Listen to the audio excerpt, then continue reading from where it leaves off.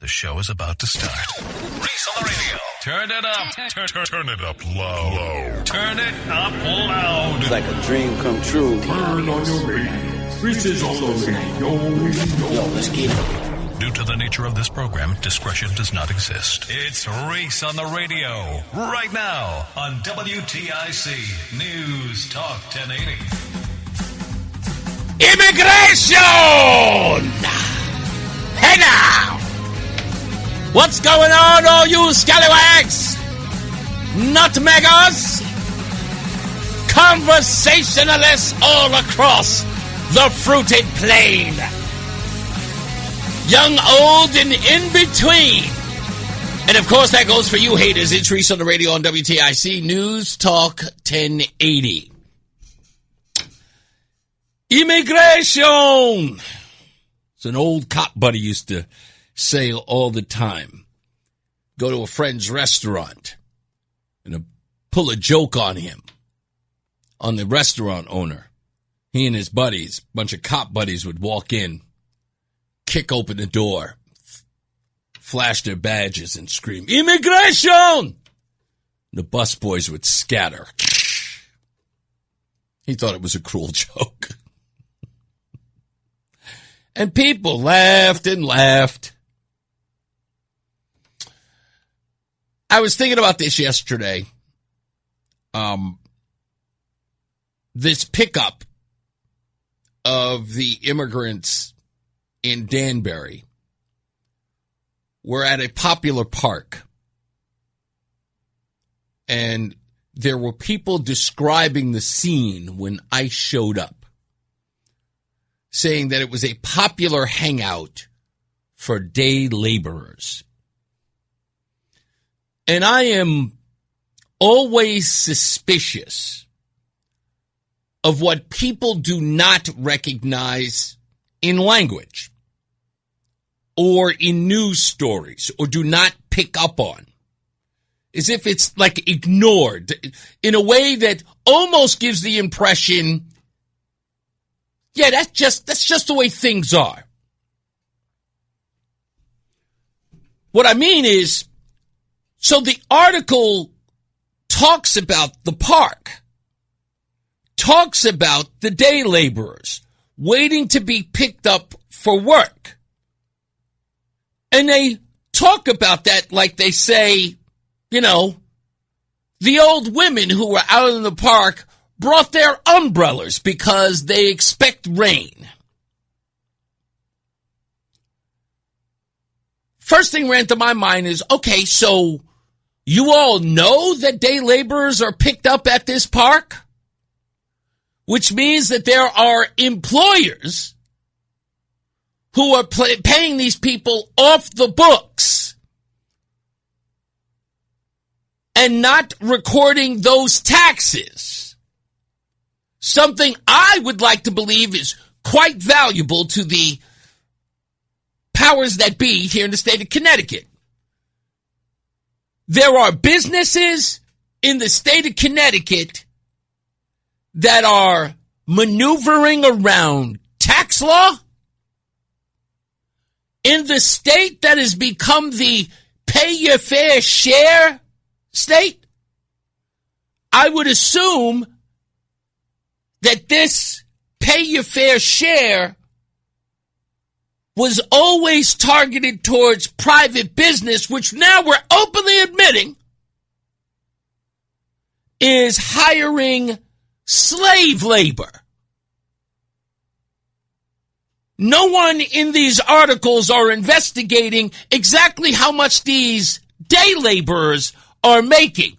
With all the conversation of raising the minimum wage here in Connecticut, that more people seem to be outraged that these day laborers, who were probably not making the current, what is it, $16.90, $16.50, $16.40 an hour, probably pulling in, well, I don't know, poultry, $7, maybe $10 an hour on the cheap, paying no taxes on it. And don't forget the private employer, who's also not paying income taxes.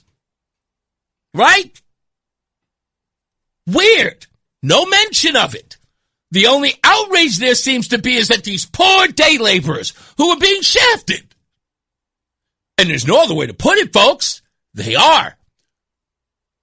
And I want to put it in this context. Why are people upset? From Governor Lamont all the way down to old Christoph Murphy. What are they upset about? These are people just working jobs to earn a living and take care of their family for pennies on the dollar.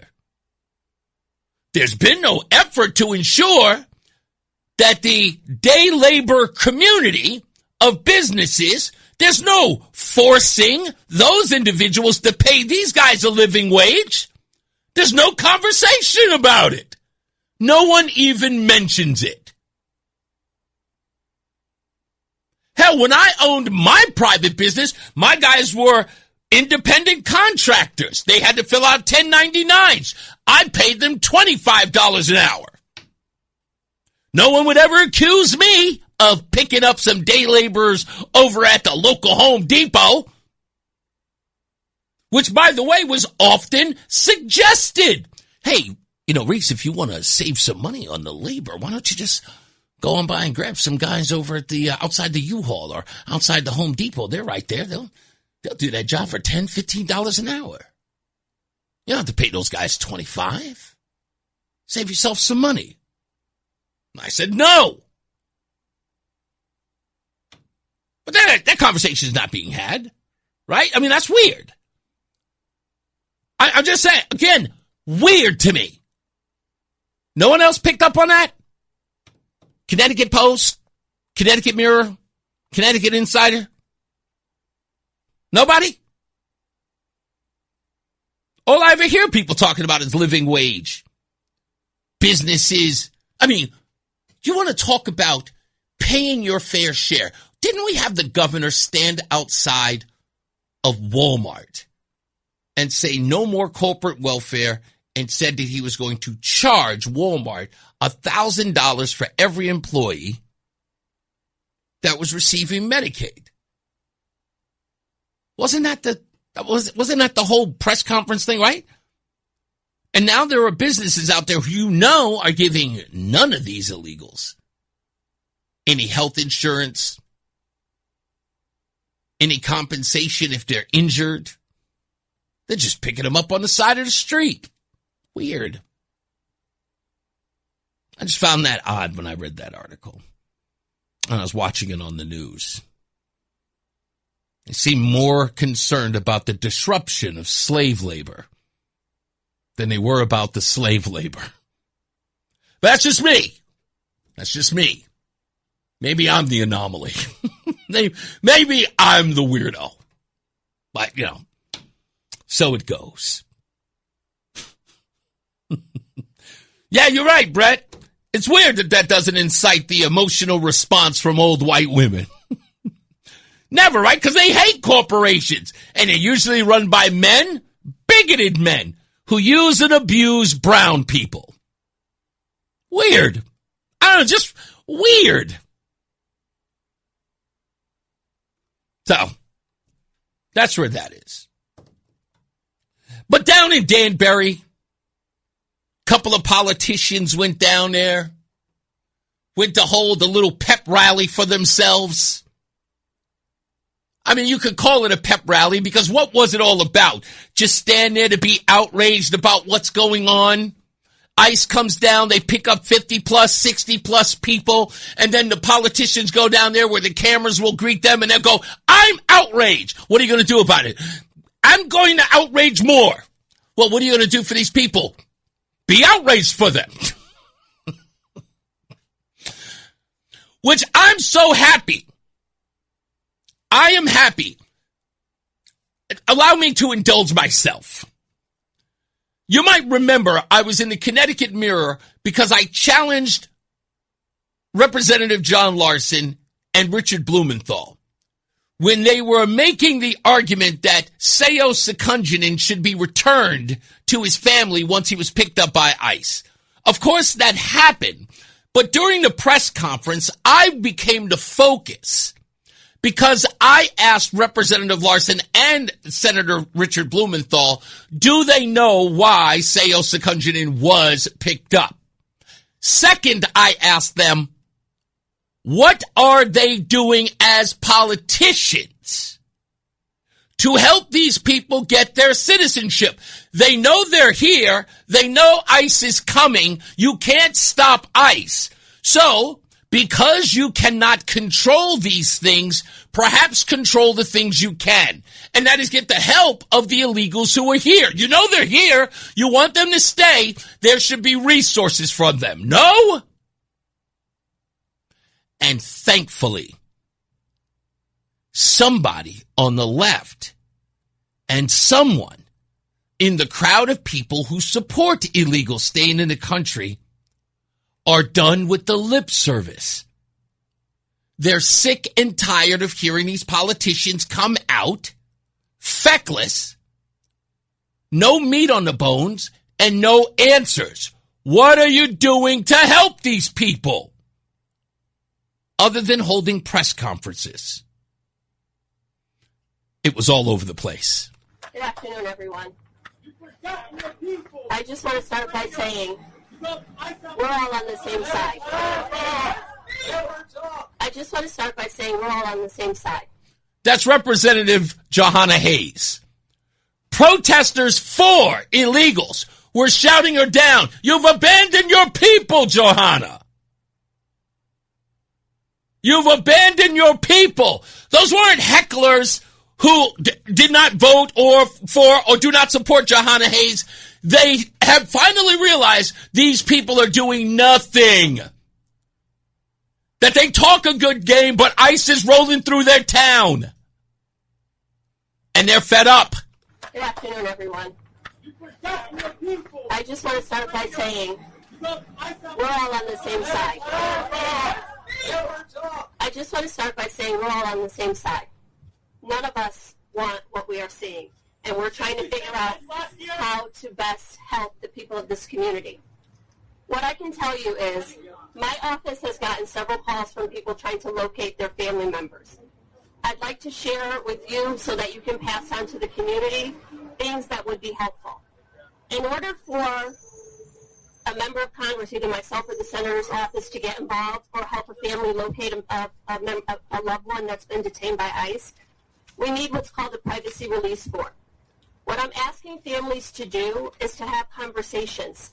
If you know that someone in your family is at a higher risk or has the potential of being encountered by ICE, then you should have this form filled out and in your possession. Because otherwise, what has to happen is we have to get permission for someone to go visit your relative, try to get the paperwork filled out, and we could lose sometimes 2-3 weeks trying to track down your loved ones. Now, what Johanna Hayes is talking about here is what she called, a privacy release or a privacy waiver. So in essence, what you are going to do as an illegal by signing this, it gives people like Johanna Hayes, Chris Murphy, and others an opportunity to pretty much know your deep, dark secrets so that they can contact ICE or whoever's got you with that information and say, you can release it to me because the illegal has given me permission. Now, yesterday at the end of the show, Michael A., so I know he's here. Hello, Michael A. You know I love you, brother. Michael A. questioned me about the thing that I said yesterday, that if these people really cared about these illegals, they would be doing everything in their power to help them get their citizenship.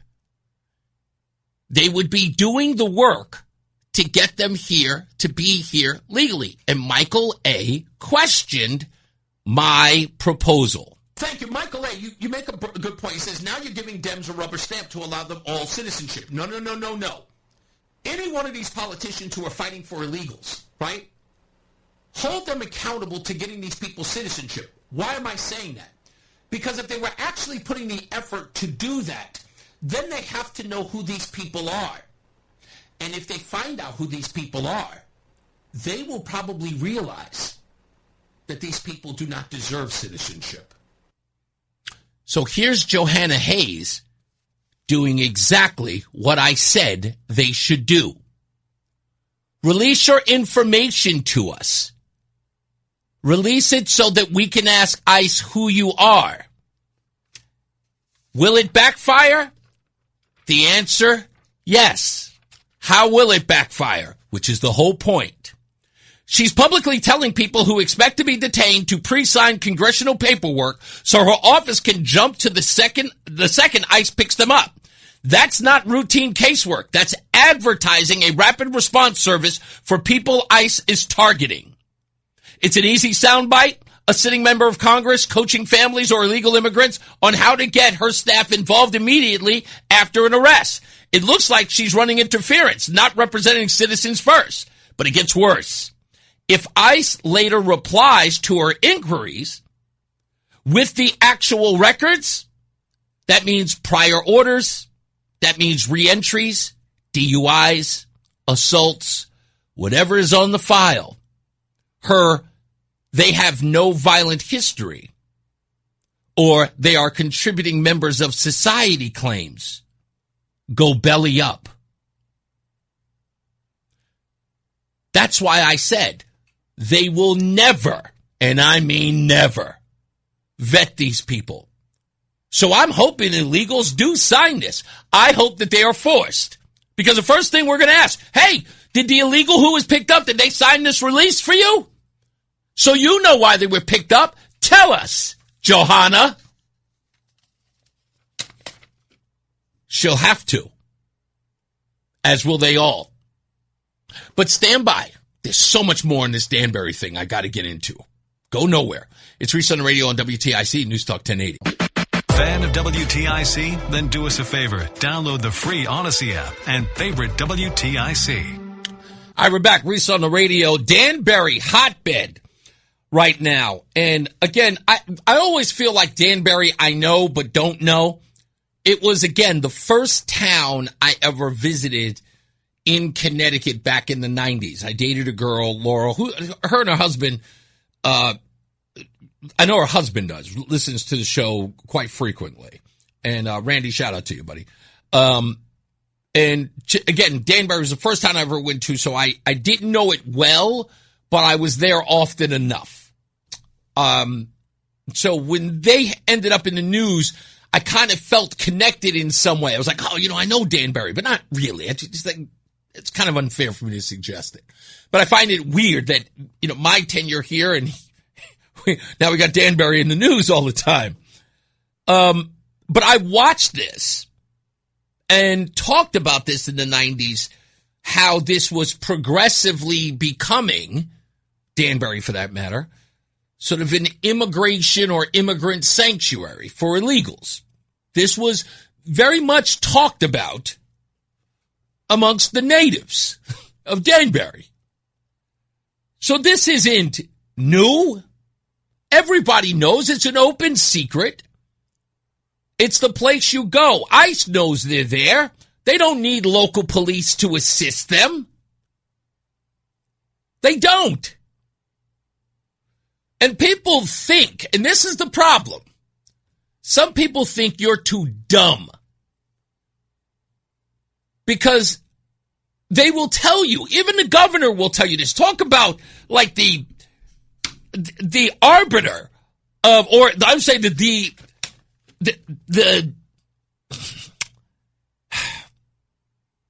he is a conveyor belt of disinformation.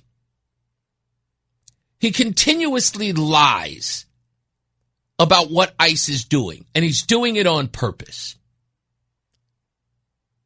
To suggest that the people who are being picked up are only being picked up for the color of their skin, that ICE would be doing that. For you to believe it, you're an idiot. I don't care who you are. If you believe that one iota, you're an idiot. If you think that ICE doesn't know where these people are or where they went, also idiot. Here's why. Just think about this. You were left with the impression that when they crossed the border during the Biden administration, that the Border Patrol agents grabbed them and then said, be on your merry way. Like no one asked them, where are you on your way to? And there's no documentation of that. All they're doing is using the database that the Biden administration used on these people when they came in. Many of those folks were flown into some of these towns. There's a log for that. So everyone knows who they are and where they are, and you can damn well bet that the federal government took a picture of that person.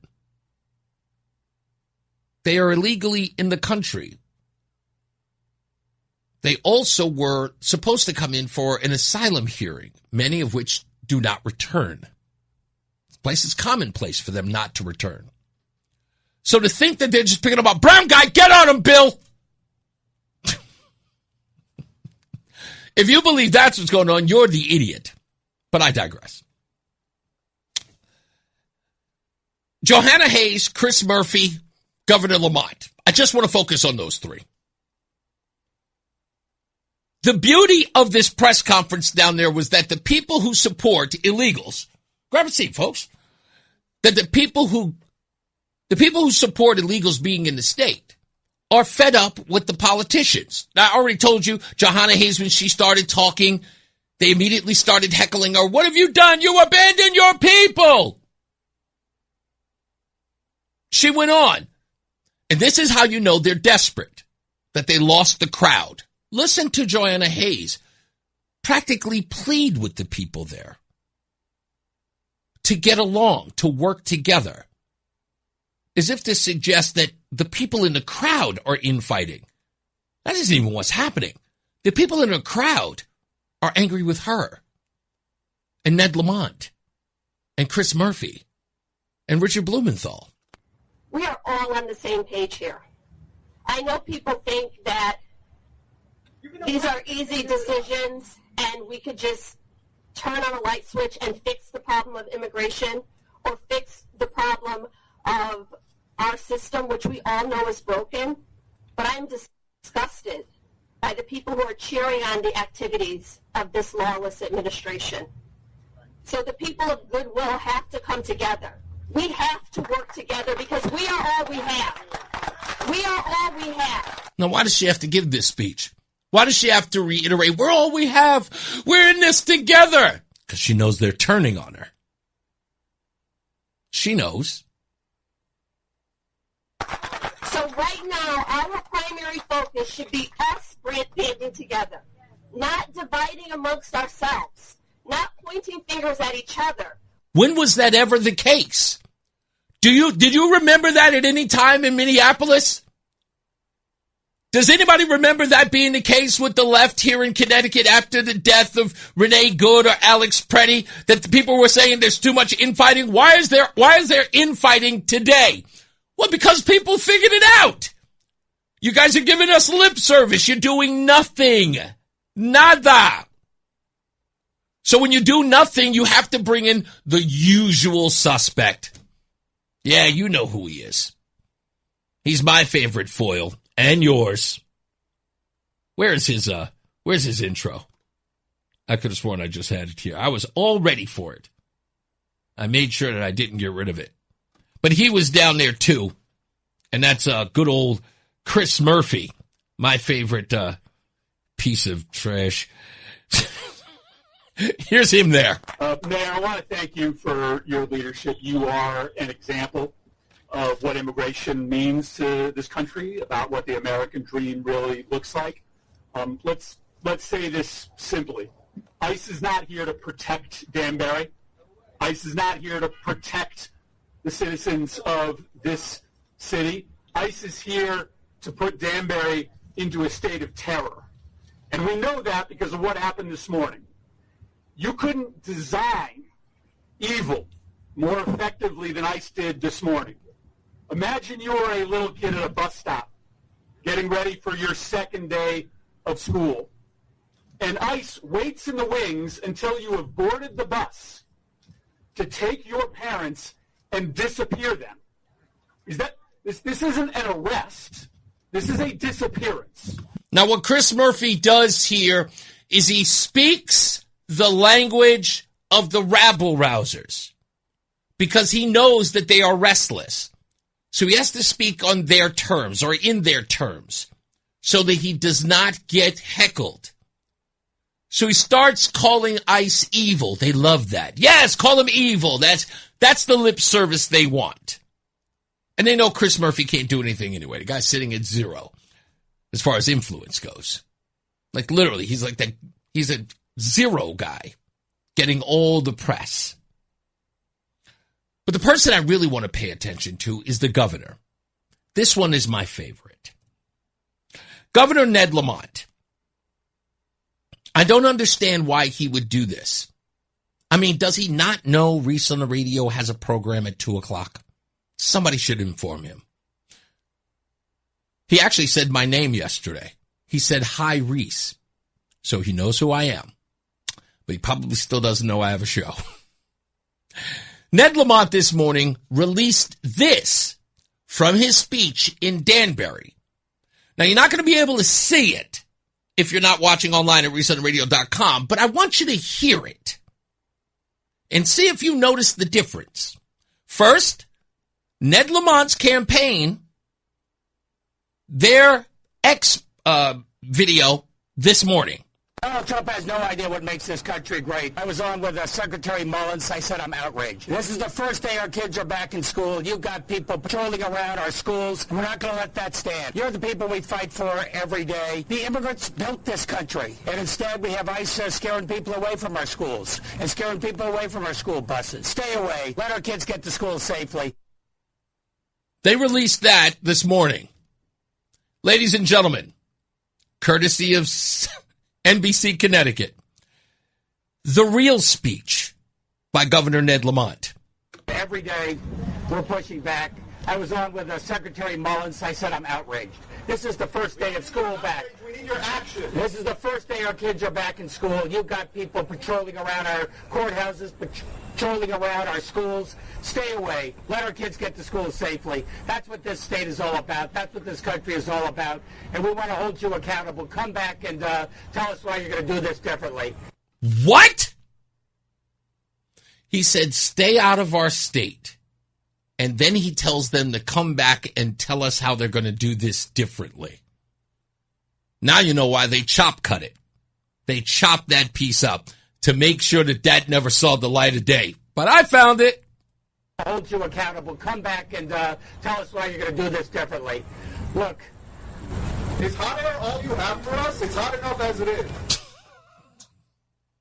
Is hot air all you have for us? Because it's hot enough already out here. To which Ned Lamont said, all right, let's get back to Hartford. Let's get the hell up out of here. The natives are restless. My BS is not flying. They don't want to hear me. Yes, fire up the Jeep. Let's go. I want out of here. And he did. He packed up. The hecklers didn't want any parts of him. And they chopped it up as best they could. Listen to the difference. Donald Trump has no idea what makes this country great. I was on with Secretary Mullins. I said I'm outraged. This is the first day our kids are back in school. You've got people patrolling around our schools. We're not going to let that stand. He's just jumped. They jump cut him. Couldn't play the whole thing because the hecklers wanted no parts of him. Got up out of Dodge. They have no faith in the governor. None. Nor should they in any of these politicians. It's talk, it's talk, it's talk. It does nothing. When we return, let's go one step further. Everything that they did, from shutting down the government to trying to defund ICE, it's gotten them nowhere. Now, the people who support immigrants wholehearted know that not only they can't trust Donald Trump to keep these people here, they can't trust the politicians who said they were going to keep these people here to do so as well. Stand by for more of that when we return, because now they're admitting it. It's Reese on the Radio. It's Reese on the Radio on News Talk 1080 WTIC. That's what I get for paying attention. I didn't even at all. I'm here with Jerry Puya of Between Rounds. We're just talking stuff here. Stick around. Don't go anywhere, guys. We're going to continue our talk behind the scenes. We're talking business. You know what I'm saying? Just Just regular old bagel business. I'm trying to get a bagel named after me. I'm kidding. No one's going to buy that thing. So I want to play this last piece here. And this is very important to this entire discussion. While Democrats are still trying to figure out whether or not they're going to be overrun by the DSA, the Democratic Socialists of America, they have planted their feet so deep in the immigration issue because for them, it is a midterm election winner, or so they believe. But remember, if they get no results and people continue to be picked up, and Donald Trump doesn't see any stopping, I don't think he wants to stop. I don't think he's going to stop. I don't think he sees it as an issue. I think he sees this as something that is, I guess in this case, if he loses the midterms because of it, it is still worth getting done. It is a promise that he made and a promise he is going to keep. So the midterm results be damned. But I think we have to consider where the Democrats are on this. And I saw this recently, and I'm going, are the Democrats finally admitting who they are and what they're doing? Here's Mark Warner of Virginia. What practically can Democrats do if you get back the majority in Congress this year, get back the gavels, the committee chairs? What can you do to both undo the Lake and Riley Act and hold ICE accountable in the short term? But let's also look. In the case of Virginia, the people who have been arrested, even under the Trump numbers, 85 to 90% have committed no other crime other than coming to our country undocumented, number one. So I don't think this administration is using Lake and Riley as a reason. What the heck did that? Untrained agents grabbing folks off the street. Number two, we shut down the government. You heard him? They shut down the government because illegals were being picked up by ICE. Now, when I heard Mark Warner say that weeks ago, I kept that in my arsenal. I was like, oh, it's Mark Warner. I don't know if that's much of a big deal having him admit it. He's in Virginia. That sounds like Washington speak. And then this happened. I do not support using ICE as an ill-trained, masked, concealed, thuggish local force that goes into churches and synagogues and mosques, into court buildings, into schools and hospitals. These should be safe places. And we had such a fundamental fight over this that my caucus, the Democrats in the Senate, shut the government down for several months last year because we were unwilling to vote to fund ICE. You hear that? That's Chris Coons of Delaware. We shut down the government to defund ICE. So they are now admitting, well, let's let Chris Murphy tell us what they're admitting. So you are right that has been the Democratic strategy for 30 years, maybe, and it has failed to deliver for the people we care about most, the undocumented Americans that are in this country. And there you have it. They are the most important constituency. Illegals. That's their drill. But that was Chris Murphy a while ago. This was him yesterday. And so we need to be clear about what the intent is here. And we need to broaden this circle of objectors. Every person of good faith in this community should be standing up and saying enough is enough. Whether you are a Trump voter, whether you are a big corporation, whether or not you have something to lose, this is your moment to stand up and declare what is right and what is wrong. Now listen, what is our obligation at this moment right now? First, to let our immigrant community know what their rights are. And they have rights. They have rights. Second, our obligation is to stand up and make good trouble. You are doing that. And you need to have more people joining your ranks. But I will share the mayor's concern. ICE is here in part to create a conflict. They are trying to pick a fight that will show up on the national news. Really? That's what ICE is trying to do. Like, did we not see Minneapolis? Like, who are the people who were making national news? Huh? Was it ICE or was it the protesters? I mean, they were the focal point. Nice try, Chris. Go on. That doesn't mean you should stand down. That doesn't mean that you should drop the video cameras. That doesn't mean that you should stop protesting. But do it legally, be careful, and watch yourself. Third, as the mayor said, we need to hold ICE accountable. Representative Johanna Hayes and I are going to demand that we get information about every single person that has been picked up. And what we know already is that ICE isn't targeting violent offenders. ICE isn't targeting people who are a danger to the community. ICE is operating because they have some quota sent by Stephen Miller. They are picking up people who are here legally, people who are in the process of applying for asylum, people who have work permits. Every single day, people who are in the United States legally are being picked up. Sure they are, Chris. Sure they are. And so... We'll be back. It's Reese on the Radio. Reese on the Radio, making sense of the news. Yeah, even when it makes no sense at all. Now on WTIC, News Talk 1080. You're the worst kind of hater. First you don't believe that it's happening, then when it's happening, it's AI. Oh, you're so horrible. Rolling in the house, of course, as always. I like to call him the man behind the chair, so to speak, to Reese on the Radio. We're back. Yesterday, if you missed the program, I had a little bit of a situation downtown. I don't even know what the building is across the street from the Capitol, but it is, I guess, the office of the Attorney General, William Tong, as well as the office of the Secretary of the State, because I've been there for a press conference for both of them in that building. So I'm new here, so forgive me.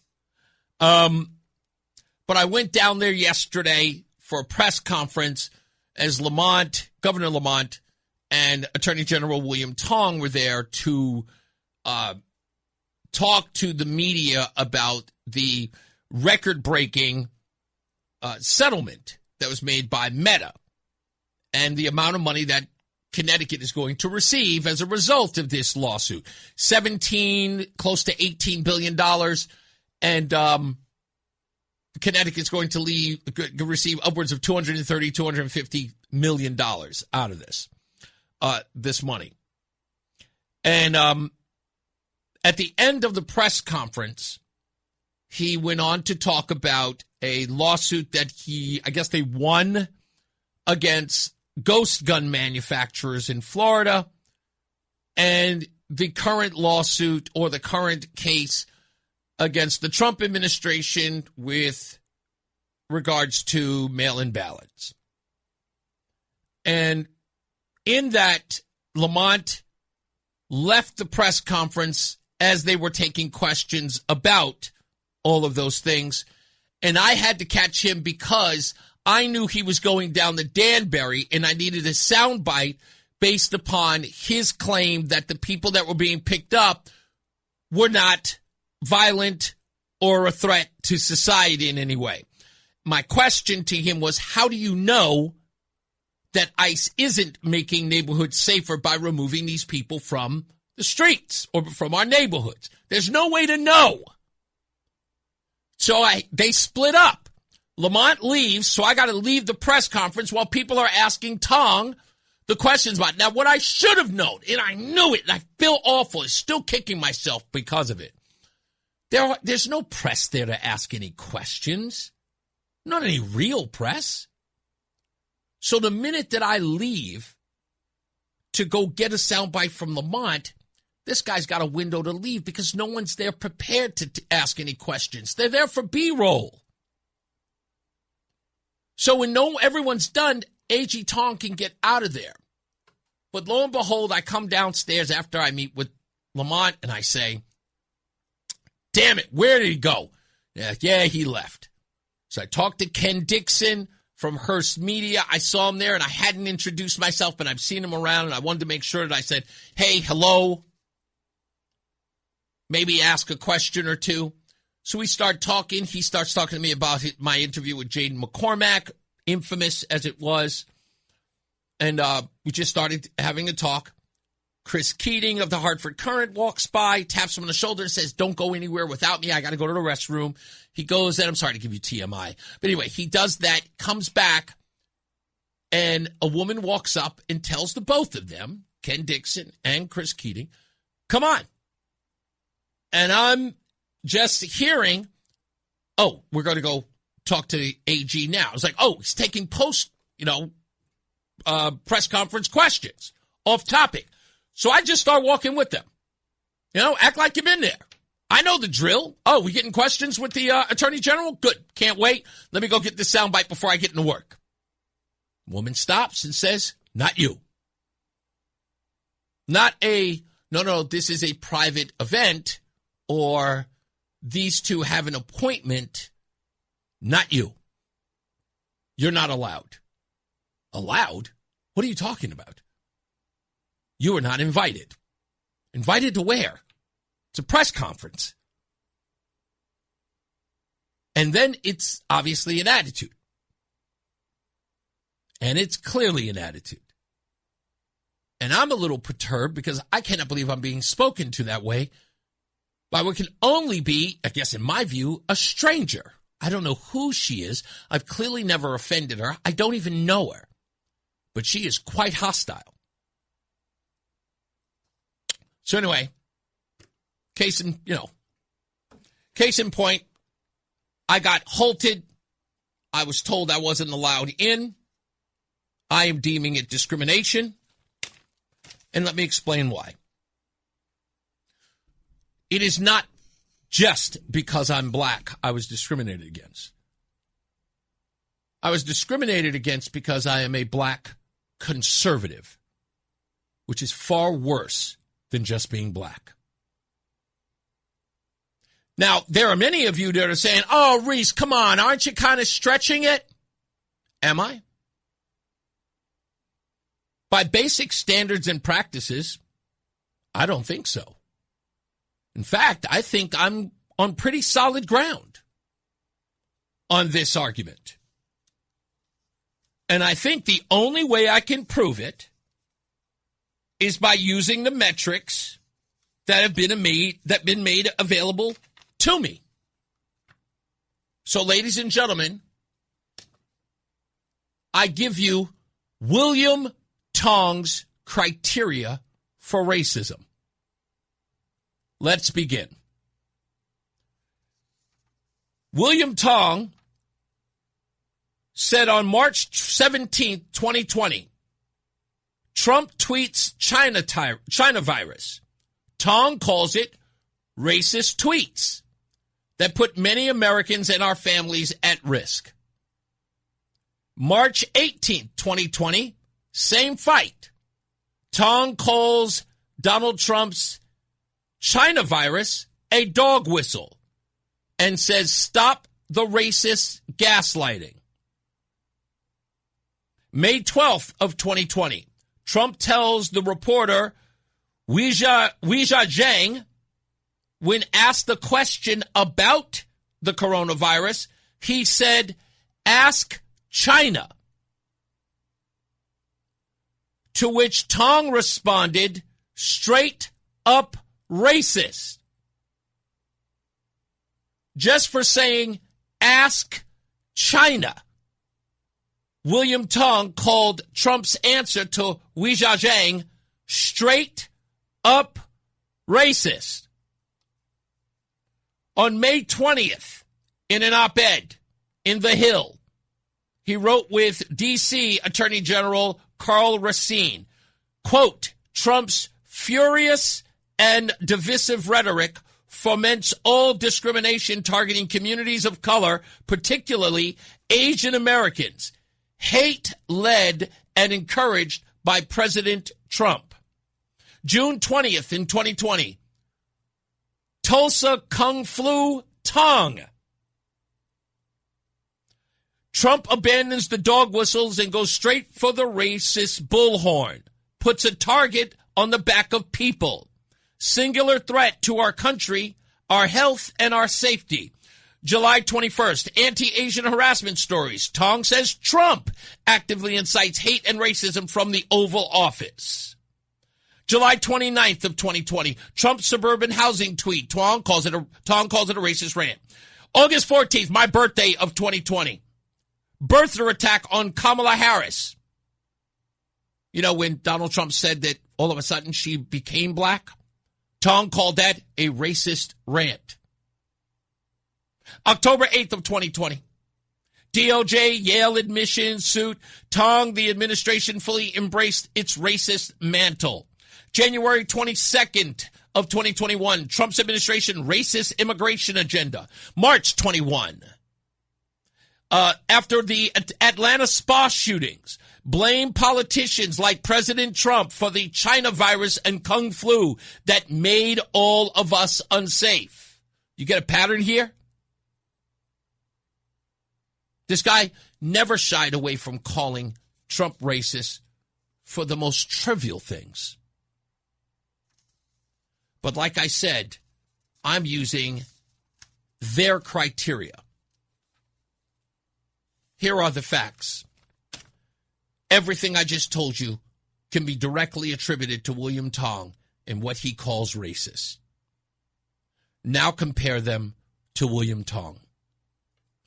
LaShonda Gregory, a black woman from Middletown, serving 25 years for first-degree manslaughter and robbery in the 2014 Branford motel death of Byron McDade. In 2022, while at York Correctional Institution, 2 officers, Michael Marby and Bobby Wilson, pulled her out of her cell at night for sex. Video confirmed it. Marbury pleaded guilty to second-degree sexual assault. Connecticut law is not ambiguous. An inmate cannot consent to sex with the CO who has supervisory power over her. That is statutory sexual assault. The state already treated it as a crime when it prosecuted the guards. After she reported it, DOC shipped her to a prison in Delaware, away from her family and counsel. She filed a $2.5 million claim. The claims commissioner let her sue the state for negligence. Assistant Attorney General Matthew Beiser, Tong's office, emailed her lawyer. She was contributory negligent as an instigator and a willing participant. A settlement offer of $25,000. In the claim hearings, Beiser went further. She was soliciting. She sought out these sexual encounters. And there's no poor lady here because she killed the man. 12 female Democrat lawmakers told Tong to disavow it. Tong's public letter, the email was misinterpreted. That came from Tong. It was misinterpreted. This coming from a man who says, and I quote, believe all women, unless they're black women incarcerated.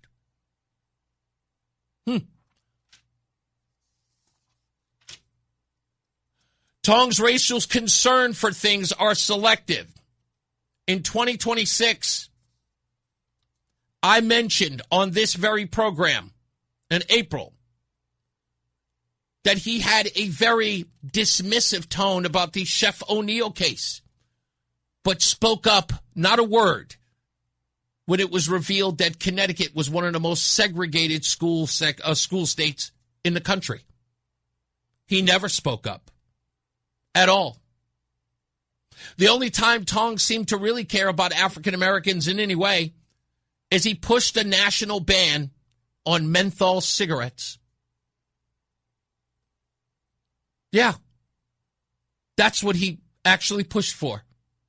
He said the Negroes shouldn't smoke menthol. Well, congratulations, civil rights hero.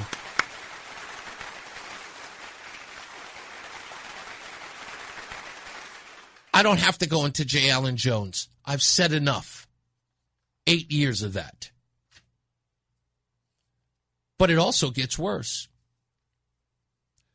Tong joined other Democrat AGs suing the Trump administration over an executive order targeting racially discriminatory DEI in federal contracting. His office called it vague, rushed, and a racist dog whistle, and a threat to billions that would help black and brown contractors in Connecticut. While in Connecticut, they have their very own 25% of set-asides for minority contractors that haven't been showing up for minority contractors in the state. And Tong said nothing. He wanted to join the DEI case when it went after Donald Trump, but said nothing and did nothing for the set-asides for minority contractors right here in his own backyard. In fact, I had 2 contractors and a developer on the program for over an hour. Not one person covered it. Tong hasn't released a statement, and those men have not had their story see the light of day or any help given to them.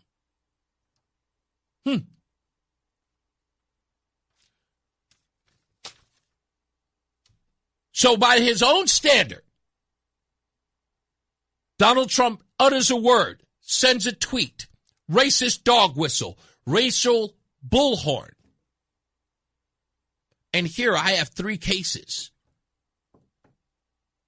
of abject discrimination, flat out ignoring of discrimination. He actually released a statement about George Floyd, saying how horrific the George Floyd death was, but then kept a video of J. Allen Jones's death away from the family for 8 whole years, the length of a presidency, or at least a 2-term one. Tong kept it hidden. While he screamed and hollered and talked about the justice that black people must have, must receive after they've endured slavery, didn't seem to think that J. Allen Jones's family deserved that same courtesy in his own backyard. So I called him racist. What did I get for it? Using his own standard, I got his office doing the unthinkable. They called mine.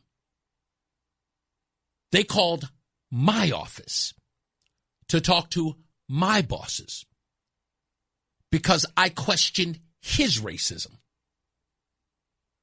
A word that he can throw around whenever he wants, but when it's thrown around towards him, he has the audacity to get upset. He has the audacity to think that somebody is out of sorts.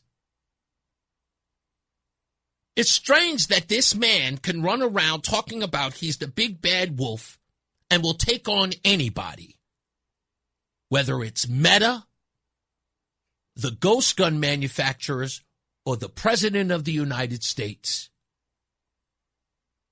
But a little old black radio host on WTIC gives him agita to the point that he's got to call my mom, asking for me to stop bullying him. What happened, tough guy? The only thing I wanted from you was a question to be answered. What are you hiding? You're afraid of nothing, right? You told us you're not afraid of anybody or anything. You seem to be holding that information about your little secret plan to go after the Trump administration before he was even elected. You seem to be hiding the ball on that. That's all we wanted to ask you about. Hey, do you have a statement? Are we ever going to see those documents? Don't you think we deserve to see those documents? What happened, tough guy? And I'm not the tough guy. I'm not calling you the tough guy. You're the one calling yourself the tough guy. You're the one screaming from the podiums with the microphone at the No Kings rally. We're going to take them to We're going to beat them. We're going to end this presidency. Hey, can we see those documents? Somebody call a cop. Hey, why are you hiding those documents? Why is he bullying me? That's what we used to call calling a cop back in the day. A tough guy. Claiming to be the toughest person in the room. Then when he gets a tough question, he starts calling police. Security! He asked me a tough question. I think you're a bigot, man. I think you're a racist and a bigot. I do. And I think I'm on good standing. Ask the NAACP what you've done for them lately. Ask the black contractors in this state what you've done for them. Ask the African-American community how you've stepped up for them. I ain't hear nothing. I've seen nothing, and I checked your record. Ain't nothing here but menthol cigarettes. That's your legacy. Yeah. Martin Luther Tong. Good luck, buddy. Spider-Man, Spider-Man. Hey, he's your friendly neighborhood Reese on the radio. Right now on News Talk 1080 WTIC. You know, one of the things that make me laugh about people who are not very thoughtful in what they do. And this story, just briefly, I just wanted to mention because I wanted to talk about it when I was talking about the immigration issue. But this is astonishing. It's very true. So you guys know this. I know this. Everybody who's been paying attention here in Connecticut knows this. We have seen an incredible uptick in illegals behind the wheel of a car getting into crashes while under the influence. You know it to be true. You can't deny it. We talk about it all the time. It's all over social media. These people don't have driver's licenses, and they're all drinking behind the wheel of a car. White Mike calls here all the time talking about how many stories we see about illegals drinking and driving. But nothing is ever done about it. No one ever talks about it. Connecticut Mirror. This is from yesterday. An article by Laura Tillman and Sasha Allen. Headline: Danbury residents express fear, anger as ICE arrests escalate.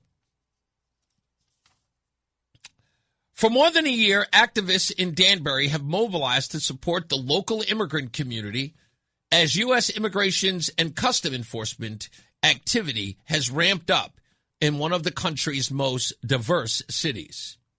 Members of the immigration right or immigrant right groups and their families have helped people compile custodial paperwork to prepare for the possibility that parents could be separated from their children.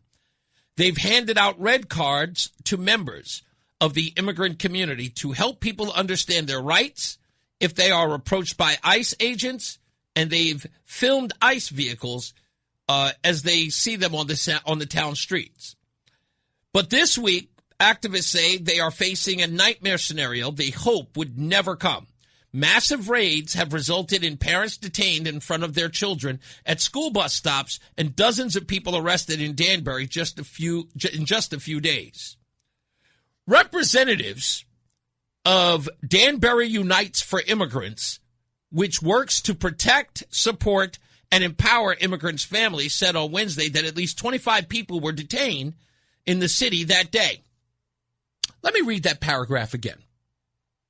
Representatives of Danbury Unites for Immigrants. Sir, ladies, Danbury Unites for Immigrants is DUI.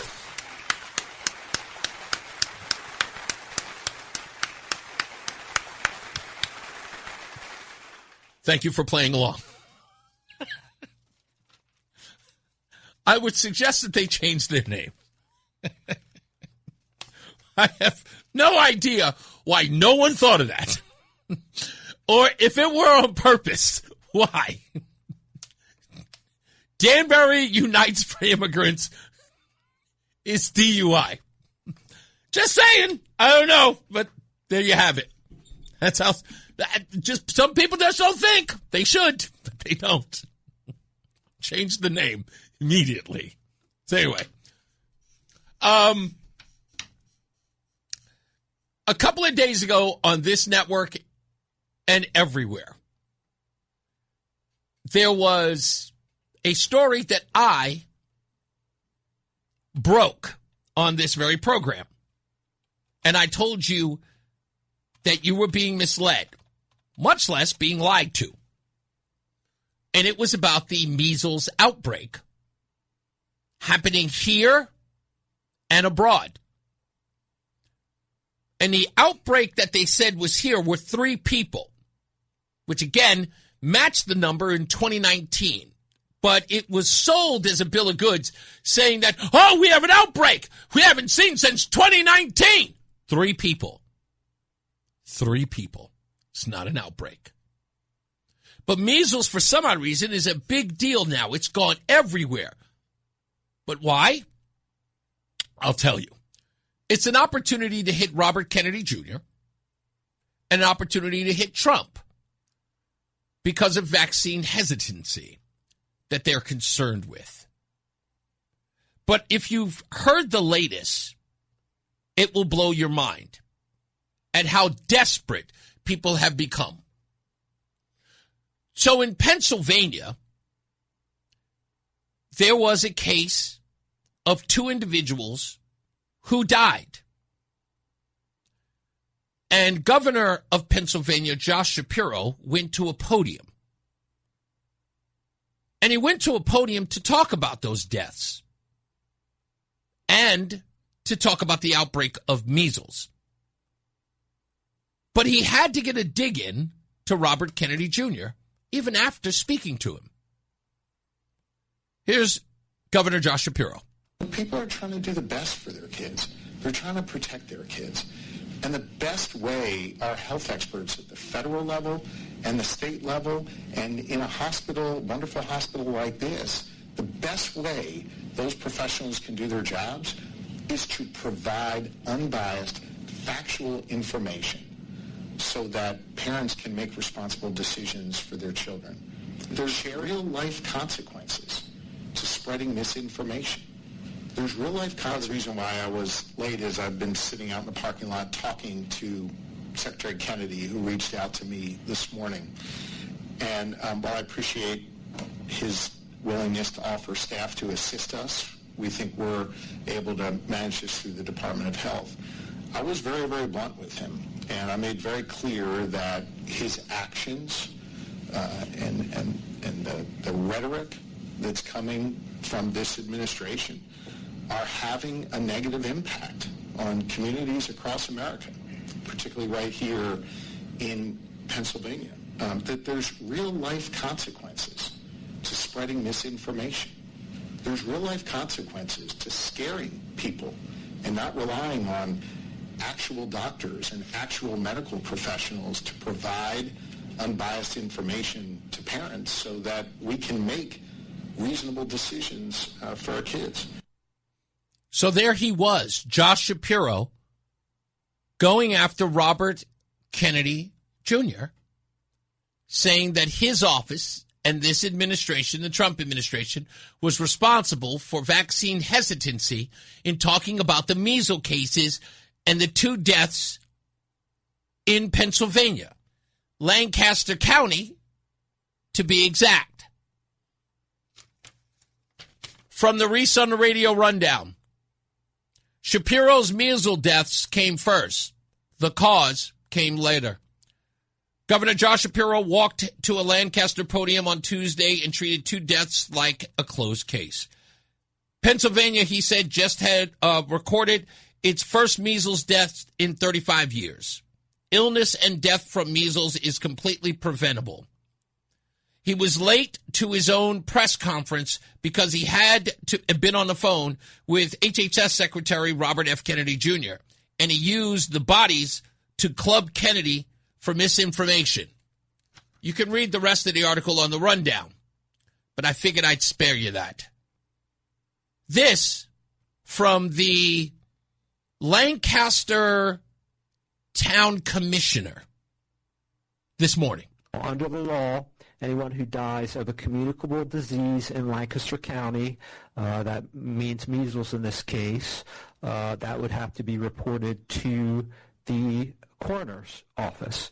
And I spoke at length yesterday with a senior member of the coroner's staff and spoke at length this morning with the coroner himself, and they have 0 cases of measles death. They have one patient, and the coroner spoke about this in the press, but they had one patient who died with measles, not of measles. That's right, folks. A person died with measles, not of measles. The other person, no one knows anything about. But here's where it gets crazy.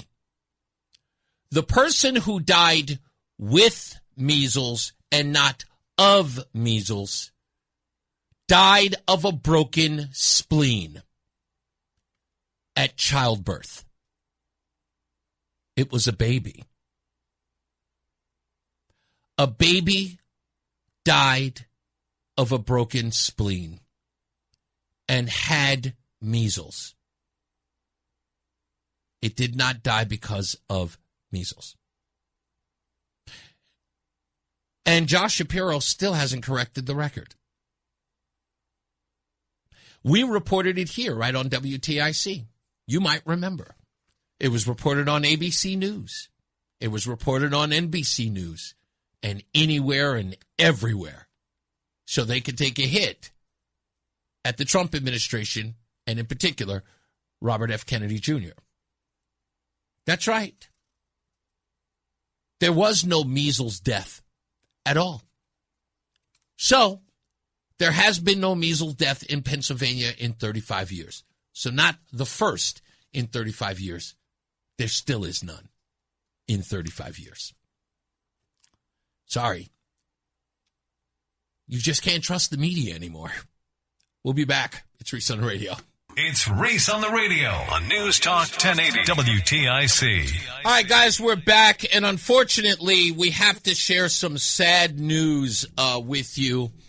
And I think the only person who would be appropriate to share that with you is our good friend of the show, Mr. Simsbury Joe, who's on the program now. How you doing, sir? I know I heard this a couple of days ago, but I figured it's appropriate that you share the news with everyone today.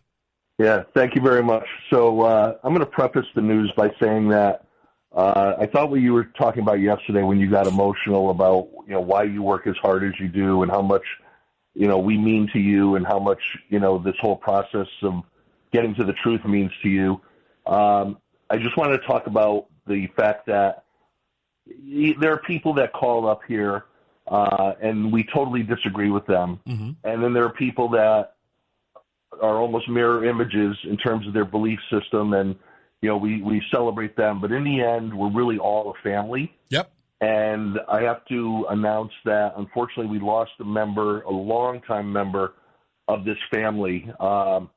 She died unexpectedly last week. No prior health issues. Very sad, unexpected situation. But we lost Kim from Norcon.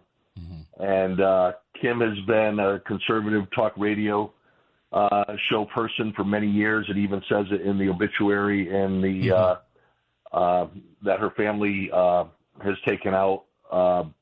But I just wanted to say that Kim has been a great contributor. She was the Soros expert. Yes, she was. She prepared like no one really. She prepares like you, Reese, just for her one call. The thing is, I just wanted to let people know that this has occurred, and she would want us, I'm sure, to move forward and us to continue to definitely fight and tell the truth And I was, wanted to bring this to the attention of the listeners here and let them know that sadly this has occurred, and please keep her and her family in your prayers. Absolutely, sir. Again, when I heard about it, somebody sent me a text on it, and I was wondering how I would broach this, because there are some new listeners to the program who may not have heard of her before, but, she always called in, and when we referred to her, it was Kim from Northern Connecticut. People would always kind of rib her. I was like, is she going to call about George Soros again? Yes, she is. Absolutely. Yeah, she was dogged. The very first time I met her was at a Pastor Will lunch event at the Cromwell Diner. Yeah. And somebody said, have you met Kim yet? I said, no, I didn't know she was here. And they walked me over to her, and she had notebooks with all kinds of notes, and she had some books. And before any of us knew what USAID was, she was already the expert. She was on it. She could have been a consultant to Doge and probably got paid a lot of money, but, she did her thing to try to, make our society better and to call out the garbage that goes on. And, we're going to miss her, and we appreciate her, and we love her. Absolutely, sir. Thank you for sharing that message with us. And please, I'm going to reach out because I'm looking at her legacy post right here, and I'm gonna leave them a message as well. So, okay. All right. Thank you, Joe. I appreciate you, sir. Thank you very much, Reese. You got it. My pleasure. That's right, Kim from Northern Connecticut, stalwart and fighter, without a doubt. And I'm gonna miss her voice. I'm gonna see if we can find her old voice on some of the archives. Yeah, I was saddened by that. So, Lori, I'll let you know in the chat room. Let's get our first check of weather and traffic. Mark Christopher is here. Reese is on the radio. Hey, hey. Here we go now. He's on the radio. Hey, hey. One time, hey. He's on the radio. Hey, hey. Give it to him now. He's on the radio. Hey, hey. Yo, we never finish 'cause the party don't stop. Hey. The way we consider the politics, we on top. Hey. We flip it like sandals, except we never flop. Hey. And when we drop, we gon' pop. Hey. Reese is on the radio. Hey. Here we go now. Reese is on the radio. Hey. One time, come on. Reese is on the radio. Hey. Give it to him now. Reese is on the radio. Hey. Go. All right, Reese on the radio. First half done, second half underway. When we return, a lot of things coming up in the works here at Reese on the radio. We are getting into the home stretch, folks. September is going to be very different. What I mean by that is that we're going to change some things around with the show. There are going to be probably a little more political guests going on. I've just confirmed Ryan Fazio is going to be with us very soon. He and I are talking back and forth. He has been incredibly busy. I know that you guys, there are people who say that they don't see it, and I get that, and so does he. But we spoke yesterday and this morning. Well, I can't say we spoke. We're texting back and forth like a bunch of schoolgirls. But we're communicating with one another nonetheless. And his message to you, by the way, is he wishes he could be here every day. That's from him to you. He said he wishes he could be on the show every day. And I was telling him, I was like, look, I understand, you don't want to be just preaching to the choir. He's like, no, I would love to be there every day. He goes, I would love to be there once a week. But, he's trying to make sure he's out there getting his name. So the schedulers are getting that stuff together. And that we're going to make that happen real soon. In fact, we are going to, where are we? About to be in September. So in about a month, there's going to be a big one. We're going to have him before then. But in a month, we're going to have one great event where you can meet him and talk to him. And maybe you can complain to him instead of to me all the time. Okay? And we'll tell you all about that. That's coming up real soon. Also, we've got some great giveaways coming up very soon. They're working on that. And, of course, we got a movie night coming up, and I'll tell you about that, of course, in due course. Like I said, we got a lot of stuff coming up. Let's get another check of weather and traffic on the 8s. Mark Christopher's back. He's at the BPS Lawyers Traffic Center. Hey, Mark. All right, Reese, thank you very much. Well, if you're heading into Hartford right now, kind of busy, especially on 84. This traffic report being brought to you by the Connecticut Police Chiefs Association. 84 eastbound locked up about a half mile before 46 Sisson Avenue to the Bulkley. Westbound 84 tied up 56 Governor Street out to 46 Sisson Avenue. Southbound 91 delays 34 down to 32 A and B. Again, down by exit 28. Another bump as you move between 20 and 19 Middletown into Meriden. If you are traveling on the westbound side of Route 2, slowing 1D up to the 84 West merge. 291 westbound tight 2 up to the Bissell Bridge. Both sides of 9 slowing approaching the Aragoni Bridge in Middletown. 84 eastbound Waterbury delays 18 to the Mixmaster. Westbound 84 is slowing 26 in Cheshire up to the Mixmaster. And if you are traveling northbound Parkway, you'll see slow traffic from exit 58B to 61. Southbound Parkway slowing 61 down to 58B. Both sides being delayed by road construction. Traffic and weather together on the 8th. WTIC News Talk 1080. They're back. When school starts, kids are everywhere. So drive extra carefully. Stop for school buses, slow down, and put the phones down. School's in, drive smart. A message from the Connecticut Police Chiefs Association. WTIC weather. Well, as we go through this afternoon, we are looking at a few thunderstorms possibly working through our area, and then we'll start to see things quiet down later this evening after a couple of showers. Tonight, we will have a few clouds, so if you're trying to see the lunar eclipse, might be a challenge, a low of 68. Tomorrow, it's a cloudy, humid day. We'll have a shower or thunderstorm through the afternoon. The high is 82. Then we're quiet tomorrow night, partly cloudy with a low of 61. Saturday, beautiful start to the weekend. We are less humid. Sun and clouds, and a high of 83 degrees. Sunday, though, will be mostly cloudy. A shower returns to the area, the high of 84, and we'll keep the chance of rain into Monday, where we're mostly cloudy and humid with an afternoon shower or two, the high 84. Right now, it's 80 in Plainville, 79 in Windsor, and 78 in Hartford. This is meteorologist Melissa Constanzer in the WTIC Weather Center. Whoa. Ah. Wow. With personalized care, same-day implants in 12 locations, Columbia Dental feels like you found your dentist. Finally.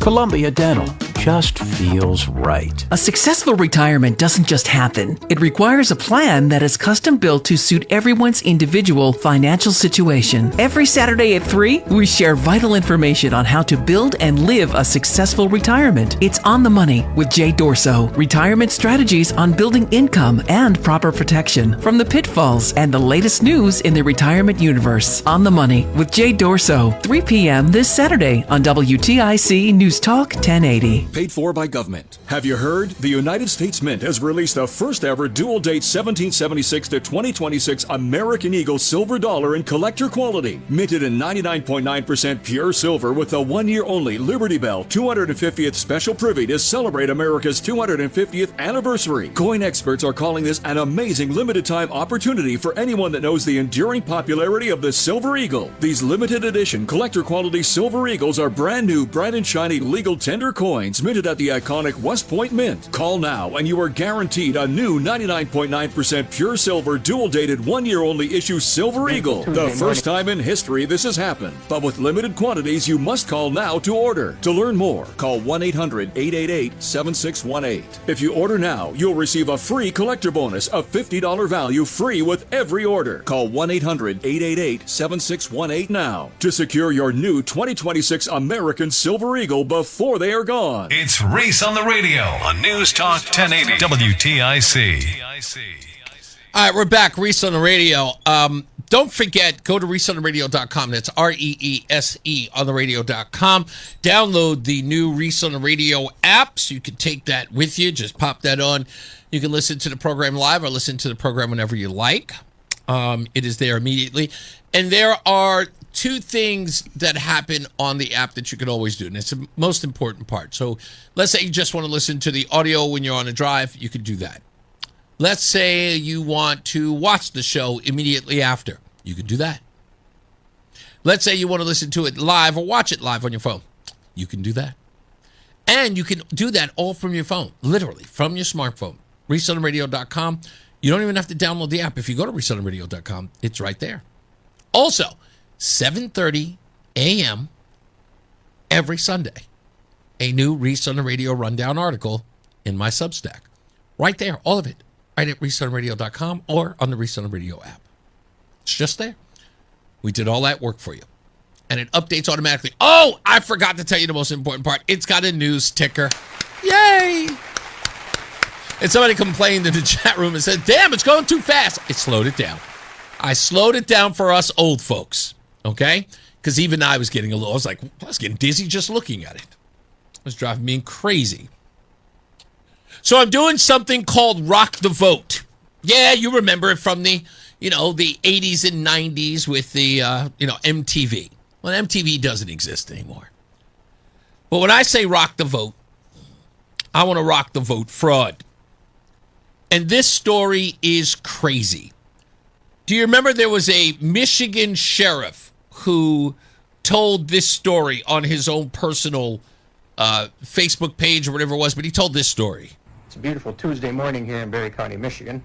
I'm Sheriff Darleaf. An employee of the Michigan Secretary of State's office reported to me that non-citizens are automatically registered to vote when they change their address. The confidential informant provided evidence that the customer and automotive record system is programmed to congratulate and inform non-citizens that they are registered to vote. When the confidential informant provided proof to her supervisor that non-citizens are automatically registered to vote, the supervisor stated that the county clerk would identify the non-citizenship status. Unfortunately, ladies and gentlemen, this is not true. The county clerk has given access to the qualified voter roll after the Secretary of State registers a person to vote. The qualified voter roll does not designate a citizenship status. Once a person is registered to vote, they have the ability to receive a mail-in ballot or vote at the poll with their ID card. The polls do not verify citizenship status. My office has referred this matter for investigation to the United States Department of Justice of conspiracy to violate 18 U.S.C. 611 and place non-citizens on the qualified voter roll and in the jury pool. Additionally, I am asking the Michigan legislature to use its resources to remedy the illegal voter registration and placement in the jury pool immediately. Now, if you missed any of that, let me slow it down for you. This is Barry County Sheriff Dar Leaf.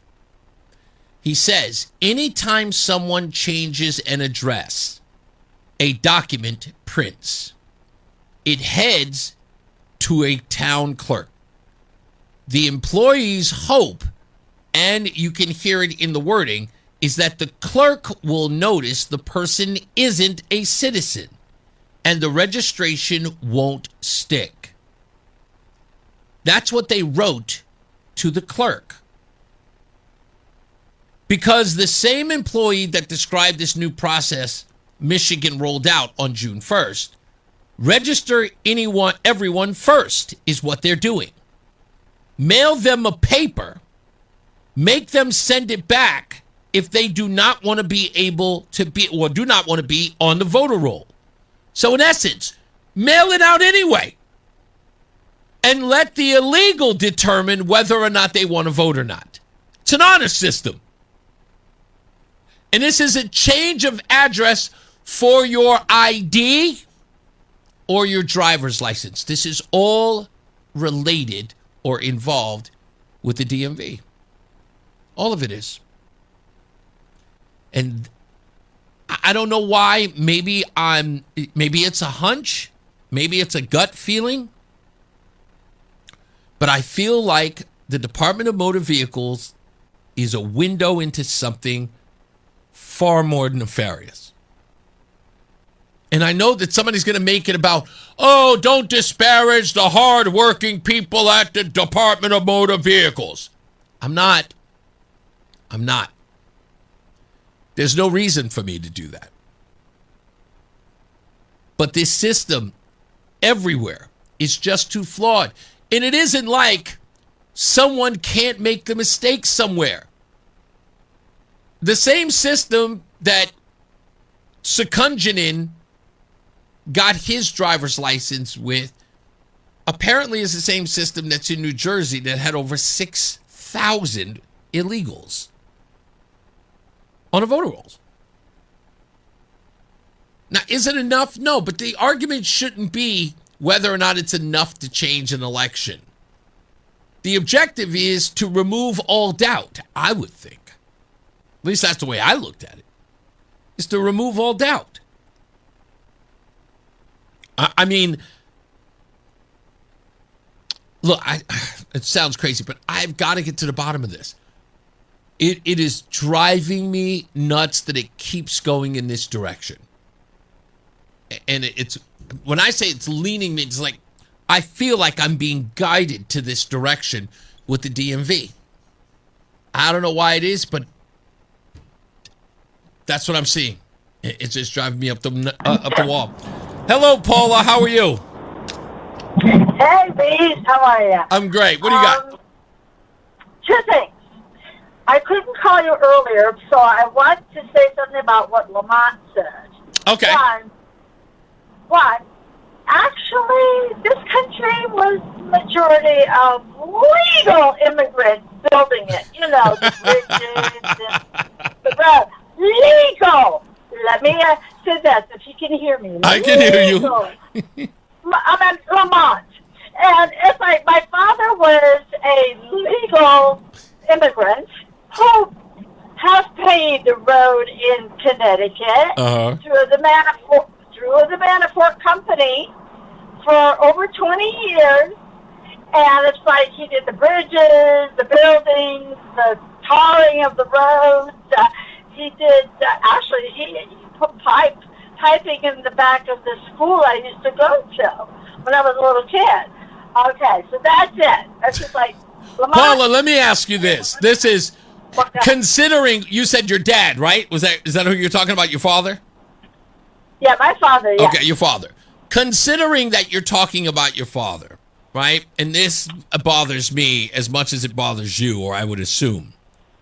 Is that what connection that Lamont and Chris Murphy and others are trying to make here is that the illegals who just got over the border 4 years ago or 5 years ago in some way are connected with those who built our country a century ago or several centuries.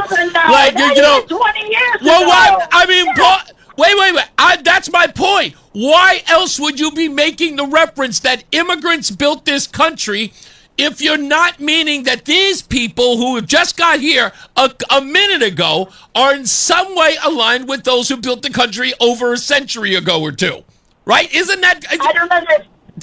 I'll tell you why. Greeks, Italians, the Spanish, the Portuguese, those people in Europe who work hard to pave their roads, they came here for freedom legally, and that's what they did. I'm just saying, if I have to compare the two immigrants, I'll put it this way. If your father were alive today and was asked to give a Yelp review based on his own immigration into this country versus the work of the modern day immigrant, I'm sure he would give them a horrible review, because while you saying your father was paving roads and building buildings and skyscrapers, these guys are door dashing, I would imagine. Thank you. The second one, what you just said about voting. And it's funny because my girlfriend, her sister told a legal immigrant that she can vote. And my girlfriend, who is from Puerto Rico, but she's been here since the 80s, she goes to her sister, no. That's illegal for a legal immigrant to vote in the United States. You'll never get your citizenship, or you will be deported, one or the other. Yeah. This happened to a college student, I believe. Wow. I'm like, no. People like to give false information. If they're telling the legal immigrants can vote and doing it illegally, that just suffers them who are here legal, who want to become U.S. citizens. Now, the illegals, send them back. I was just saying, just send them back. They don't deserve to be here because they don't treat, they're taking advantage of the United States. Hey, I'm just saying, look, if they're coming here to build skyscrapers or bridges, I mean, I'm just saying, I want him to. My deal is I need you to meet the same criteria of those who came through Ellis Island, who, you know what I mean? I'm like, can we get one guy from Guadalajara to open up, I don't know, like a cobbler store? Like, can we get one of them to be a cobbler? Maybe even run a bakery? Like, if we could get that, that'd be fine. You can't tell me that we got another shortage of landscapers. With all due respect. The back when legal immigrants, they would do anything for $1. That's true. They were hungry. That's right. They were hungry. And we were never given a place to live. Oh, my goodness. Put on a tent. They don't know what it's like to start from ground zero. Like even the people in Ellis Island, they don't know. The United States, the bad government, yes, the liberals and the Democrats, they're giving it everything out of my hard-working dollar, everybody's hard-working dollar, for free. Nobody gave me nothing for free. Yeah. I earned my I everything, totally get it. Thank you, my dear. I appreciate you. Drive safe out there, Paula. Will do. Ciao. You got it. I'll tell you, the part that drives me crazy are these the criteria, right, that obviously means nothing anymore. Because I want the same standards that came with immigration back in the Ellis Island era. This is going to sound foul, but it was so true. And I wish Roseanne were here.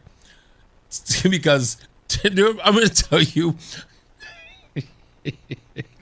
sometimes your humble host can be quite ignorant. And it's not my fault, but all I want to tell you is that sometimes I state the obvious and sometimes it gets me in trouble. So as you know, Roseanne and I in 2023 bought a home in San Antonio, Texas. And when I went there again, I'd never been to Texas. And I know enough. I know that Texas is a hotbed of immigration crossing, right? Immigrant crossing at the Rio Grande. 4 hours actually south of San Antonio is one of the hottest areas where people cross the border, or at least used to. And I got into Texas. We rent a car, of course, when we get out of the airport. We're driving through the neighborhood to her mother's home. And we're also driving to go look at a house, which we would eventually buy in less than a month. And I'm looking around the neighborhoods, and I notice something, and it's driving me up the wall. But I'm in a car with 3 Mexican women, and I don't have the guts to ask the question. Until finally, I was done. I had driven around long enough. It had been 2-3 days. And finally, I say,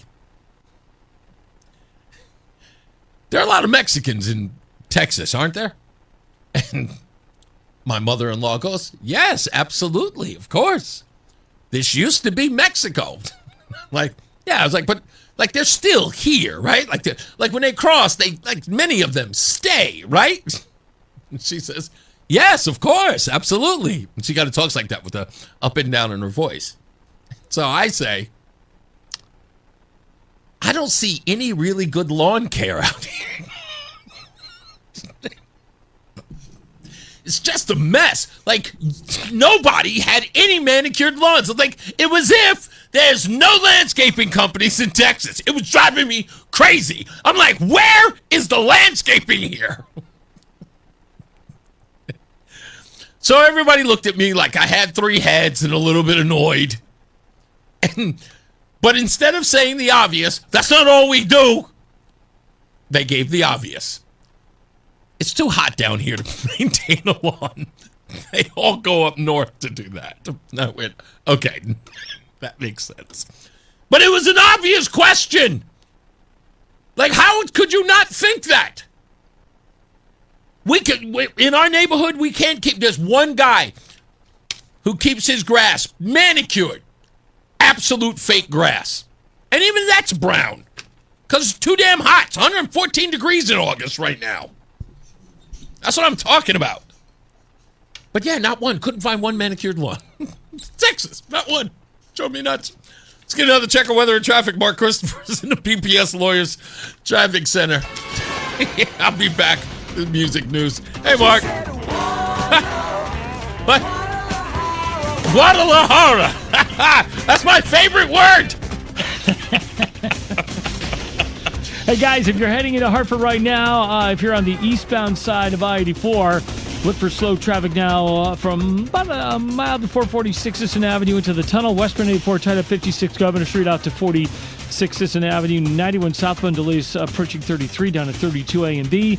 Again, slowing down by exit 28. 291 westbound's tight from exit 2 up to the Bissell Bridge. 2 westbound slowing 1D up to the 84 West Merge. 9 northbound slowing Harbor Park to the Aragoni Bridge. 91 southbound got some sluggish traffic between 20 in Middletown and 19 in Meriden.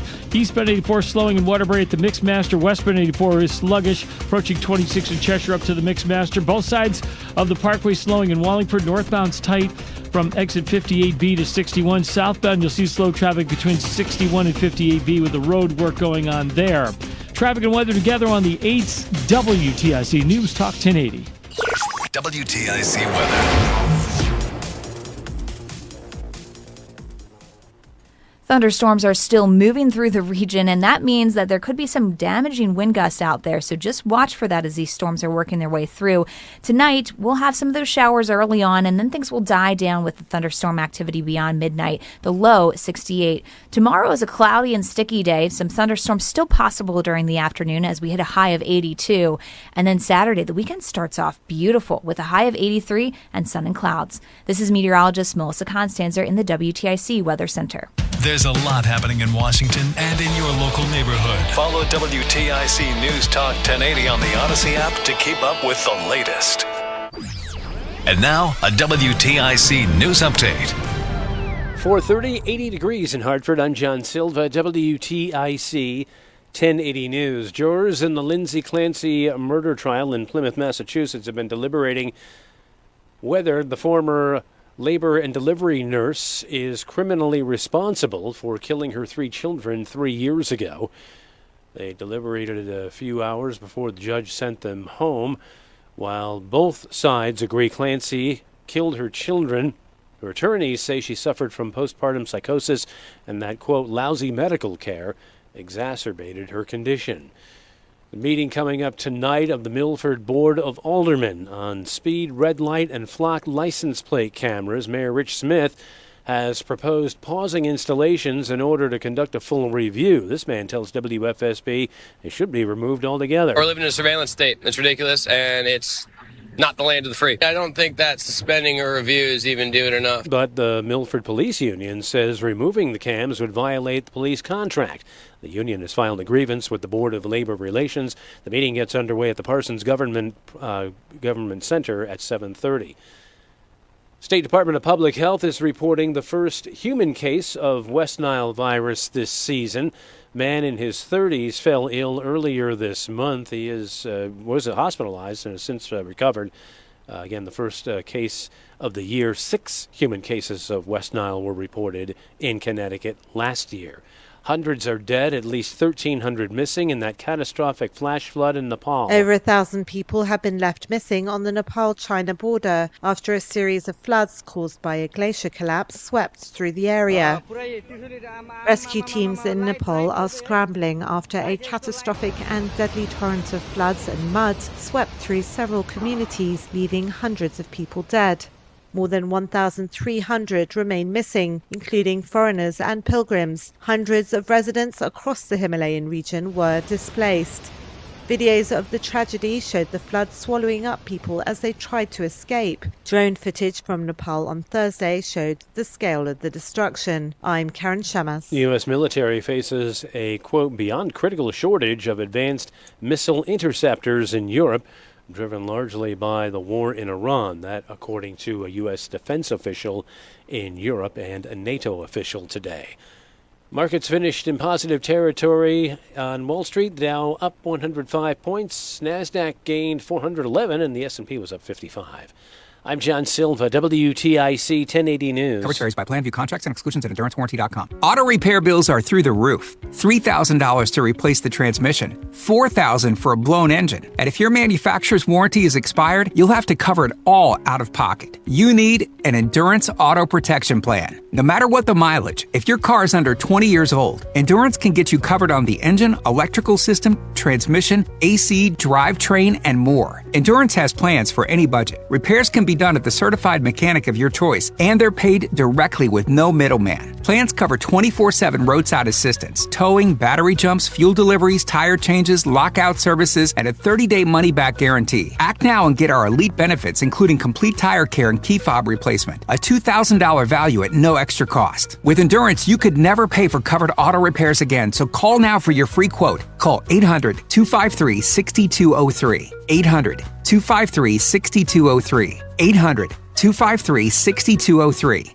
Paid for by government. Have you heard? The United States Mint has released the first ever dual date 1776 to 2026 American Eagle silver dollar in collector quality. Minted in 99.9% pure silver with the 1 year only Liberty Bell 250th special privy to celebrate America's 250th anniversary. Coin experts are calling this an amazing limited time opportunity for anyone that knows the enduring popularity of the Silver Eagle. These limited edition collector quality Silver Eagles are brand new, bright and shiny legal tender coins minted at the iconic West Point Mint. Call now and you are guaranteed a new 99.9% pure silver dual-dated 1 year only issue Silver Eagle. The first time in history this has happened. But with limited quantities, you must call now to order. To learn more, call 1-800-888-7618. If you order now, you'll receive a free collector bonus of $50 value free with every order. Call 1-800-888-7618 now to secure your new 2026 American Silver Eagle before they are gone. Stay locked in. Reese on the radio is on WTIC News Talk 1080. All right, we're back. Was it not? Come on. I had it ready to go. You know, my programs here never ever work when I need them to. Negro nonsense. How dare you? Negro nonsense. How dare you? Negro nonsense. How dare you? Negro nonsense. The Trump State Department takes down a very woke painting at the U.S. Embassy and the left media acts like the Louvre is under siege. The U.S. Embassy in the Dominican Republic had a 2015 Kende Willie painting titled Young Artists After Siamesis. I think that's what it is. 1960. They had it hanging there for years. Wiley is the artist who did the Obama official portrait, that weird one. The piece shows 4 Dominican models against a floral backdrop. Apparently his theme, because Obama is standing in front of a floral backdrop as well. It was commissioned under Obama with taxpayer dollars. Ambassador Leah Campos ordered it removed, covered it with an American flag image, and then posted a video of the takedown set to Twisted Sisters, We're Not Gonna Take It. She said the Trump administration is turning away from globalist and woke ideologies and instead embracing American patriotism and the beauty of our great country. The director of the State Department's Art and Embassies program called the painting very woke and aesthetically terrifying. They're exploring selling it.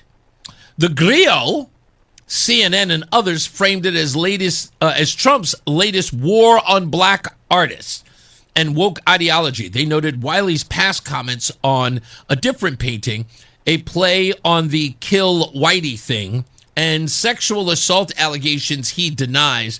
Outlets treated the removal as one of the embassy's paintings as a cultural emergency. Trump has said the guy's bad news and we don't want him representing the United States. So it got me thinking, you know, one of the biggest problems we have is that people don't understand that if you put something up based on race, it means that you can never take it down for the same reason. Right? So that's pretty much what the problem is. If the reason why you put it up is because of race, that's always going to be the reason that you take it down. So it's like the old sayings, it's like locking the door behind you and not being willing to accept that door swings both ways. Just the way it is. Good luck to you. Let's get another check of traffic and weather. Mark Christopher's back. He is in the BPS Lawyers Traffic Center. Hey, Mark. Hey, Reese. Thank you very much. Good afternoon to you. Good afternoon, everyone. If you're heading into Hartford right now, 84 eastbound delays as you move up on exit 44 Prospect Oakwood down into the downtown tunnel. Westbound 84 is tied up East Hartford approaching the Bulkley Bridge out to 45 Flatbush. Southbound 91 delays 33 down to 32 A and B in Hartford. And again down by exit 28. If you are traveling 91 south, then you'll see some more slow traffic. 20 in Middletown down to 19 in Meriden. 2 westbound slowing as you merge with 84 West and East Hartford, that is. 291 westbound slowing from exit 2 up to the Bristol Bridge. If you're heading into Middletown, both sides of 9 heavy approaching the Aragoni Bridge. 84 westbound in Cheshire, delays approaching 26 up to the Mixmaster in Waterbury. Northbound Parkway slowing in Wallingford from exit 58B to 61. Southbound Parkway slowing between 61 and 58B because of the road work there. Traffic and weather together on the 8th. WTIC News Talk 1080. WTIC weather. Still watching for some showers and thunderstorms across area. Most of them have stayed off to our west, but we still could pick up a few as we head into the evening hours. And then the rest of the night, we will still watch for maybe a little bit of moisture and possibly a few extra clouds that could make it difficult to see the lunar eclipse at a low of 68. Tomorrow is cloudy, humid. A thunderstorm possible in the afternoon, the high of 82. And tomorrow night then will be partly cloudy, a low of 61. Saturday gets less humid for us. Sun and clouds, but still a great start to the weekend with a high of 83. By Sunday, will be mostly cloudy, the shower returning to the area, a high of 84. And we'll keep the rain chances into Monday, where we're mostly cloudy and humid with a brief shower or two in the afternoon and a high of 84. Right now, it's 78 in Bloomfield, 78 in Cromwell, and 78 in Hartford. This is meteorologist Melissa Constanzer in the WTIC Weather Center. For all station contest rules, go to WTIC.com and click contests. That's WTIC.com and click contests. I'm John Morgan of Morgan & Morgan. If you've been injured in a car accident, call America's largest injury law firm. For over 35 years, my mission has been to deliver more for our clients, to deliver more for you. Injured? Dial pound law. Nicholas Russo, 157 Church Street, New Haven, 06510. And now, a no-frills ad brought to you by Progressive Insurance. Here it is. You could save big when you bundle your home and auto with Progressive. That's it. See? Just a good old-fashioned, straightforward ad. See if you could save at Progressive.com. Tune in tomorrow night to WTIC News Talk 1080 as the Boston Red Sox take on the New York Yankees. Sponsored by BPS Lawyers. When it comes to the law, you don't just need a lawyer, you need a full-service law firm. Get up to $1,500 off your spring project with DeGiorgi. For over 93 years, DeGiorgi has been Connecticut's trusted partner for all things home improvement. Right now, take advantage of the Zero Worry Sale. 0 money down, 0 interest, and 0 payments until 2028. Go to DeGiorgiInc.com now to get the DeGiorgi advantage. Our family serving your family.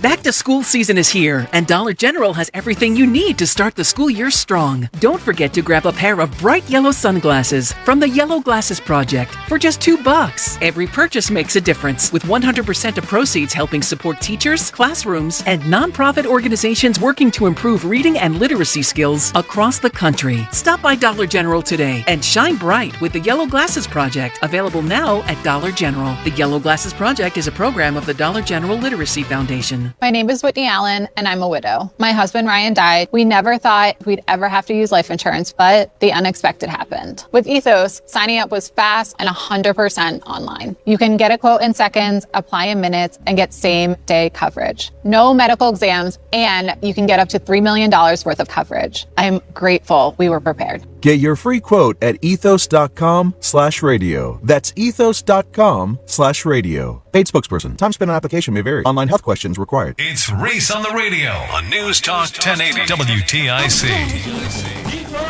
I don't know what I just did there. I cannot believe I did that. Let's go to the phones. Pete is calling from East Haven, right? Hey, Pete, how are you? That's right. What's going on, Reese? Great show all the time. Thank you, sir. one of the greatest lies in U.S. history, and really now we're seeing in European and Western culture history, is the lie of immigration. You think of the timeline. I'm 45, Reese. How old are you? 57. 57. So we're similar. I don't know. Yeah. I would consider we're the same. I would consider us same generation. You're more on the cusp, but you're definitely Xer. We've seen the same things. The same things. And one of the things you remember is just the timeline. Sure. In the beginning of it all, I'd be sitting in East Haven, and me and my buddies would say, no problem with it, but where are all these people coming from? And you would hear on the news and from politicians, it's not happening. Yep. Or then you start saying, well, they're growing in numbers. They're not really changing their ways. They're still speaking their language. They're flying their flag. Mm-hmm. They're doing their things and hanging out with their culture. They're not really assimilating. Although the politicians say, it's happening, but we're trying to stop it. Then they say you can't stop it. Then Trump says, well, I'm going to stop, and you say, it's too expensive. Then they said, now I'm going to build a wall. That's not feasible, and that's racist. Then they said they weren't coming over by the tens of thousands to millions. So maybe millions, tens of millions they came over. And then they said, no, that's not happening. And now they say, now we have to give them funding. Now we have to make them citizens. They keep changing the goalpost. And they keep changing the terminology. They used to be called illegal aliens. They were called migrants. They're called immigrants. They're called newcomers. I'll tell you what's going on. The American people are being taken for. And don't tell me they're not. Taxes are up. Housing is up. Food is up. You have to feed these people. And a lot of them are wonderful people. I have nothing against the people coming here. I have something against the people that are bringing them here and giving them every opportunity of our children, giving them places in college that our children who have been here, their grandparents have fought wars for, who've been paying taxes for, who have created the very same schools that their grandchildren can't even go to. And we give, there's a good saying, sometimes you want to give people opportunity, but don't forget the opportunity that you're taking it away from someone else. And we're doing exactly that. And there is an elite group up there that's paying for it. They're smiling. They're benefiting from it. Right. Why? Because they're getting cheap labor. I thought we were against cheap labor. I thought we were against it. That didn't work out. That did not work out a couple hundred years ago. It didn't. The cheap labor for the rich. Can I push back on something, Pete? Do it. And when I say push back, this is, and I'm going to say that you are a kinder person for what you said as sort of a caveat, right? Or even sort of, just, hey, just so you know, I think they're fine people, and there are plenty of them that are great people. And it's true. Even Donald Trump made that claim, even when they called him racist for it. But I'm going to push back on that claim. And this is less about what you saying it and more to do with the truth. Do you want to know why I don't think any of them are good people? It's real simple. It's real simple. Because one, they don't even breaking the law. No, they don't even believe. They don't even think or have the wherewithal or the common courtesy to understand they are an imposition. Let me give you an example. When you go to a friend's house for a party. I already know what you're going to say. Yeah, you know what I'm going to say. When you go to a friend's house for a party, there's a time when you know you've overstayed your welcome, right? I know. In some cases, most people go, should we show up? The party starts at 4. Should we show up when it starts? It's a courtesy when someone invites you to their home. You're considerate of that courtesy. You don't give the impression like you belong here or somebody owes you something. When you come to somebody else's country and you take the taxpayer money, you take that money so they can house you, so they can feed you, so they can employ you, for you can get that money and send it back to their country. Never once have I heard any of these people have an ounce of guilt that they have imposed on us. Not one. I got a better one for you, Reese, and I agree with you, and I use the same analogy all the time. I'll go even further. How about being thankful and grateful for the culture and the country that you just stepped into and the place where you just left? Because the people that came over from Western cultures that were destroyed by war, name it, economy, whatever, they were thankful that they were taken in, given an opportunity, and said, this is the greatest country ever created in the history of time. Teach me your ways. Exactly. I'll follow in your footsteps. I'm not hearing that. Yeah, exactly. Not an ounce of it. It was like, wow, when you look at it, they've got running water and the bathrooms are inside. I don't even get that. You know what I mean? I don't even get, like, the most simple thing, a considerate thing. Holy crap. Someone will hire me to actually do something and pay me for it. Oh my goodness, I don't have to look over my shoulder for a drug cartel to come through my town and burn my church. Holy crap, this is the land of milk and honey. They don't treat it like that. And again, these people keep saying, like, all I ever hear is about how grateful these people are. I never see how grateful they are. You're right, you are correct, but I'll say this too. How about the guy that brought this person to your party? Yeah. How about the guy that's standing outside counting his money? Yeah. Because he got a few dollars from these people to get here. Damn right. How about those guys? What are we doing with those guys? Yeah. What is our federal government, our representatives doing to those people? I don't think that's happening. Listen to me, if you want a perfect example, accountable. Listen, Pete, if you want a perfect example of this, don't forget that story that happened in New York City when Eric Adams was the mayor. It was the last year or so of his administration. And he had finally, given up and said that it was costing the city too much money and it was absolutely unsustainable. But right before he gave that speech, there was a story that was on Fox News and nowhere else that in one of the swanky, $600 a night hotels that they were housing migrants in, they were complaining about the food that was being provided to them for free. They were complaining that it wasn't culturally the food that they enjoyed in their home country. They fled. They had a problem with the American food. Reese, Reese, that's happening in Europe. Yep. That's happening in Australia. That's happening in Canada. And that's happening in America. How do people not wake up and realize, forget about it for a second, the left and the right. Yeah. Western culture is under attack if it's not already gone. Exactly. I told you before, Reese, I don't know if it's already gone.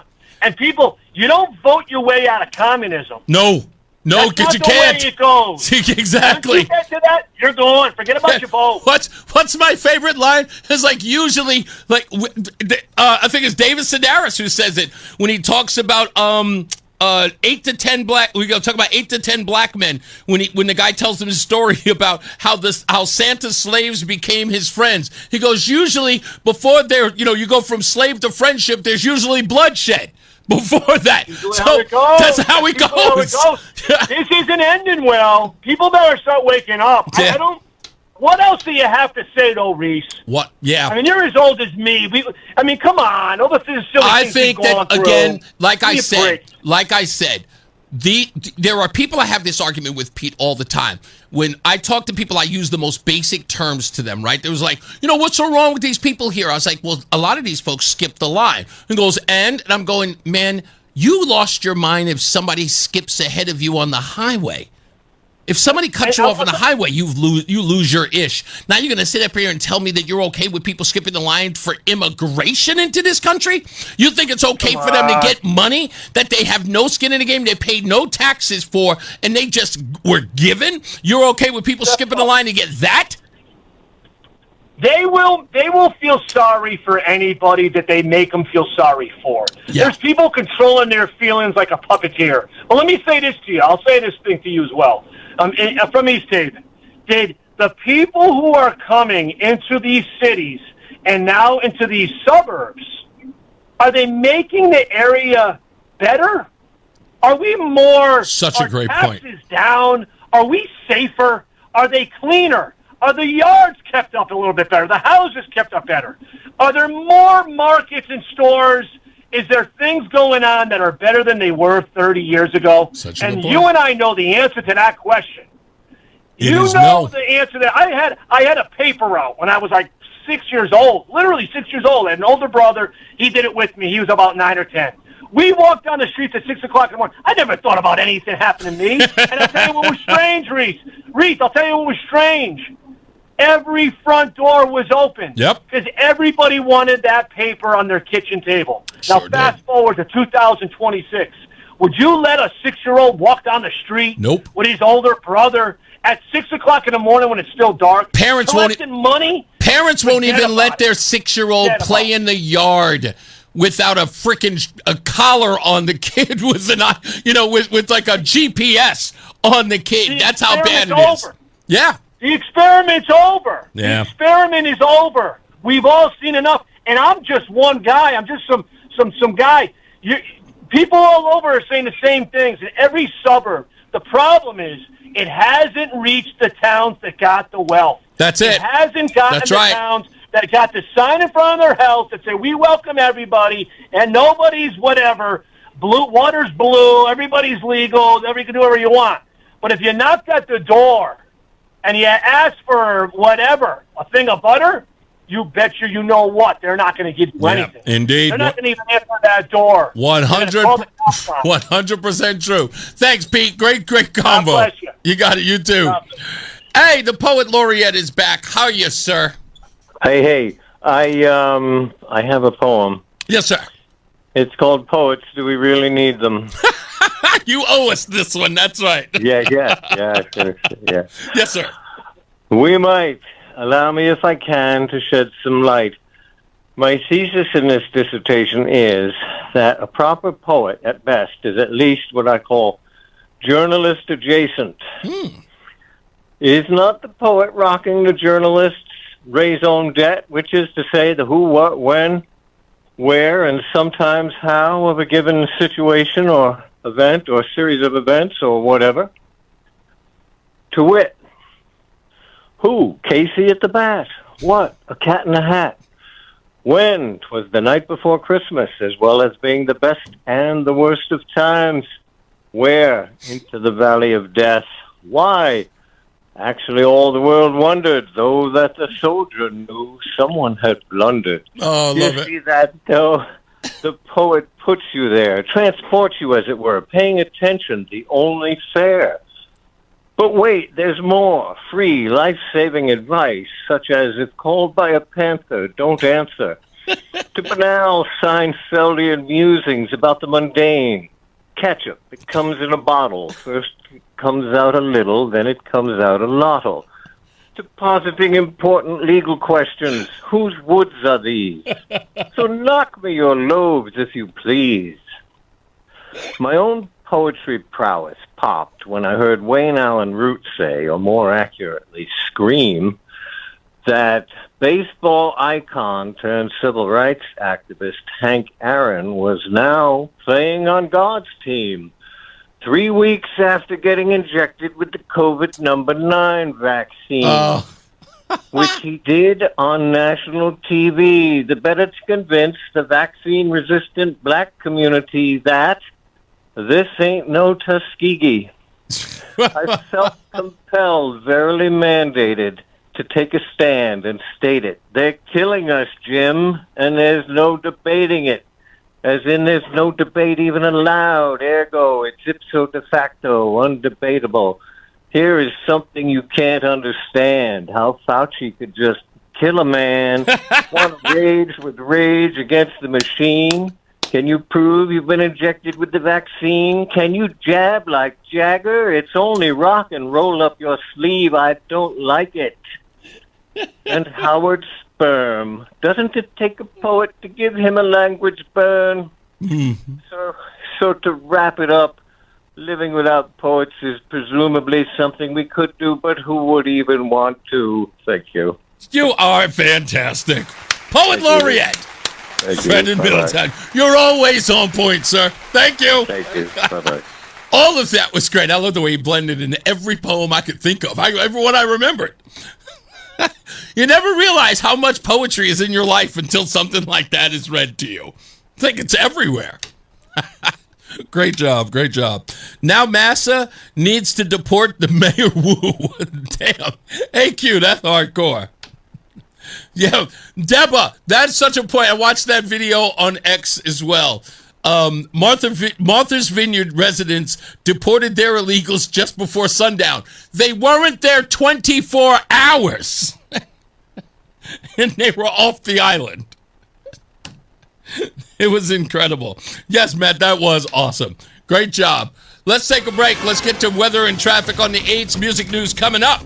Mark Christopher, he's in the BPS Lawyers Traffic Center. Hey, Mark. Hey, Reese, thank you very much. Good afternoon to you, and good afternoon, everyone. If you're heading into downtown Hartford right now and you're on the eastbound side of I-84, look for delays from 46th Avenue to the Bulkley. Westbound 84, a little tight between the 384 on-ramp at exit 57. Again, 56 Governor Street out to 47 Sigourney. 91 southbound slowing in Hartford 33 to 32. Again, down by exit 28. A little tight again as you move from exit 20 down to 19 on the Middletown Meriden line. If you're 2 westbound slowing 1D up to the 84 West Merge, 291 westbound's tight from exit 2 up to the Bissell Bridge in South Windsor. If you're heading into Middletown, both sides of 9 heavy approaching the Arrigoni Bridge. Again, sluggish 32 in Berlin up to exit 34 in New Britain. Westbound 84 sluggish approaching 26 in Cheshire up to the Mixmaster in Waterbury. Southbound Parkway, you've got delays from 61 to 58B. Northbound Parkway slowing 58B to 61 with road work on both sides of the Parkway. As you head into Wallingford. Southbound on the Parkway, look out for an accident between exit 50 and the West Rock Tunnel, backing you up to 51 in Hamden behind that. Traffic and weather together on the 8th WTIC News Talk 1080. WTIC weather. Thunderstorms are rumbling through our area, and just watch. Some of them could have some very gusty winds with them as temperatures come down from the lower 80s. Tonight will be mostly cloudy and humid. Still watch for a few showers and thunderstorms, especially early before a low of 68. Tomorrow is a cloudy, sticky day that will lead to some thunderstorms in the afternoon with a high of 82. And Saturday is beautiful. Less humid to start the weekend with sun and clouds, a high of 83. This is meteorologist Melissa Constanzer in the WTIC Weather Center. This is WTIC News Talk 1080 with Brian and Company in the morning, Reese on the radio in the afternoon, and news around the clock. WTIC and WTIC FM HD2 Hartford and Odyssey Station. 5 o'clock, good afternoon. I'm John Silva, WTIC 1080 News. Partly sunny skies, temperature of 78 right now in Hartford. Aldermen in Milford are getting ready to hold a special meeting tonight on the use of license plate readers and other cameras on city streets. Like many statewide and across the country, residents have privacy concerns. Mayor Rich Smith has called for the suspension of their use until a comprehensive review is conducted. This resident tells WFSB the entire program needs to be tossed. Benjamin Franklin once said, those who would sacrifice liberty for security deserve neither and will get neither. And he was right. Milford police recently hailed the use of flock license plate cameras and helping them collar the prime suspect in a home invasion murder from earlier this summer. The police unions filed a grievance with the Board of Labor Relations. The union argues that getting rid of the cameras would violate the police contract. The Board of Aldermen meet in the Parsons Government Complex tonight at 7:30. Deliberations in the Lindsay Clancy murder trial will resume on Friday. The judge sent jurors home for the day without reaching a verdict. The Wallingford native is accused of killing her 3 young children. The defense says while in the grips of postpartum psychosis, Sarah Miller, who drove from Indiana to attend the trial in Plymouth, Mass., says she knows firsthand what Clancy claims to have gone through. I have panic disorder, anxiety disorder, PTSD. I've been in outpatient programs, inpatient programs, and it's just people that have never experienced it, they don't understand. Prosecutors, though, say Clancy was in her right mind when she killed the kids and that she planned the murders. State Department of Public Health has reported the first human case of West Nile virus this season. Here's WTIC's Morgan Cunningham. State health officials say the case is a male resident of Middlesex County. It is in between the ages of 30 and 39. He became ill during the first week of August, was hospitalized, and has since recovered. Laboratory tests confirmed the presence of antibodies to West Nile virus.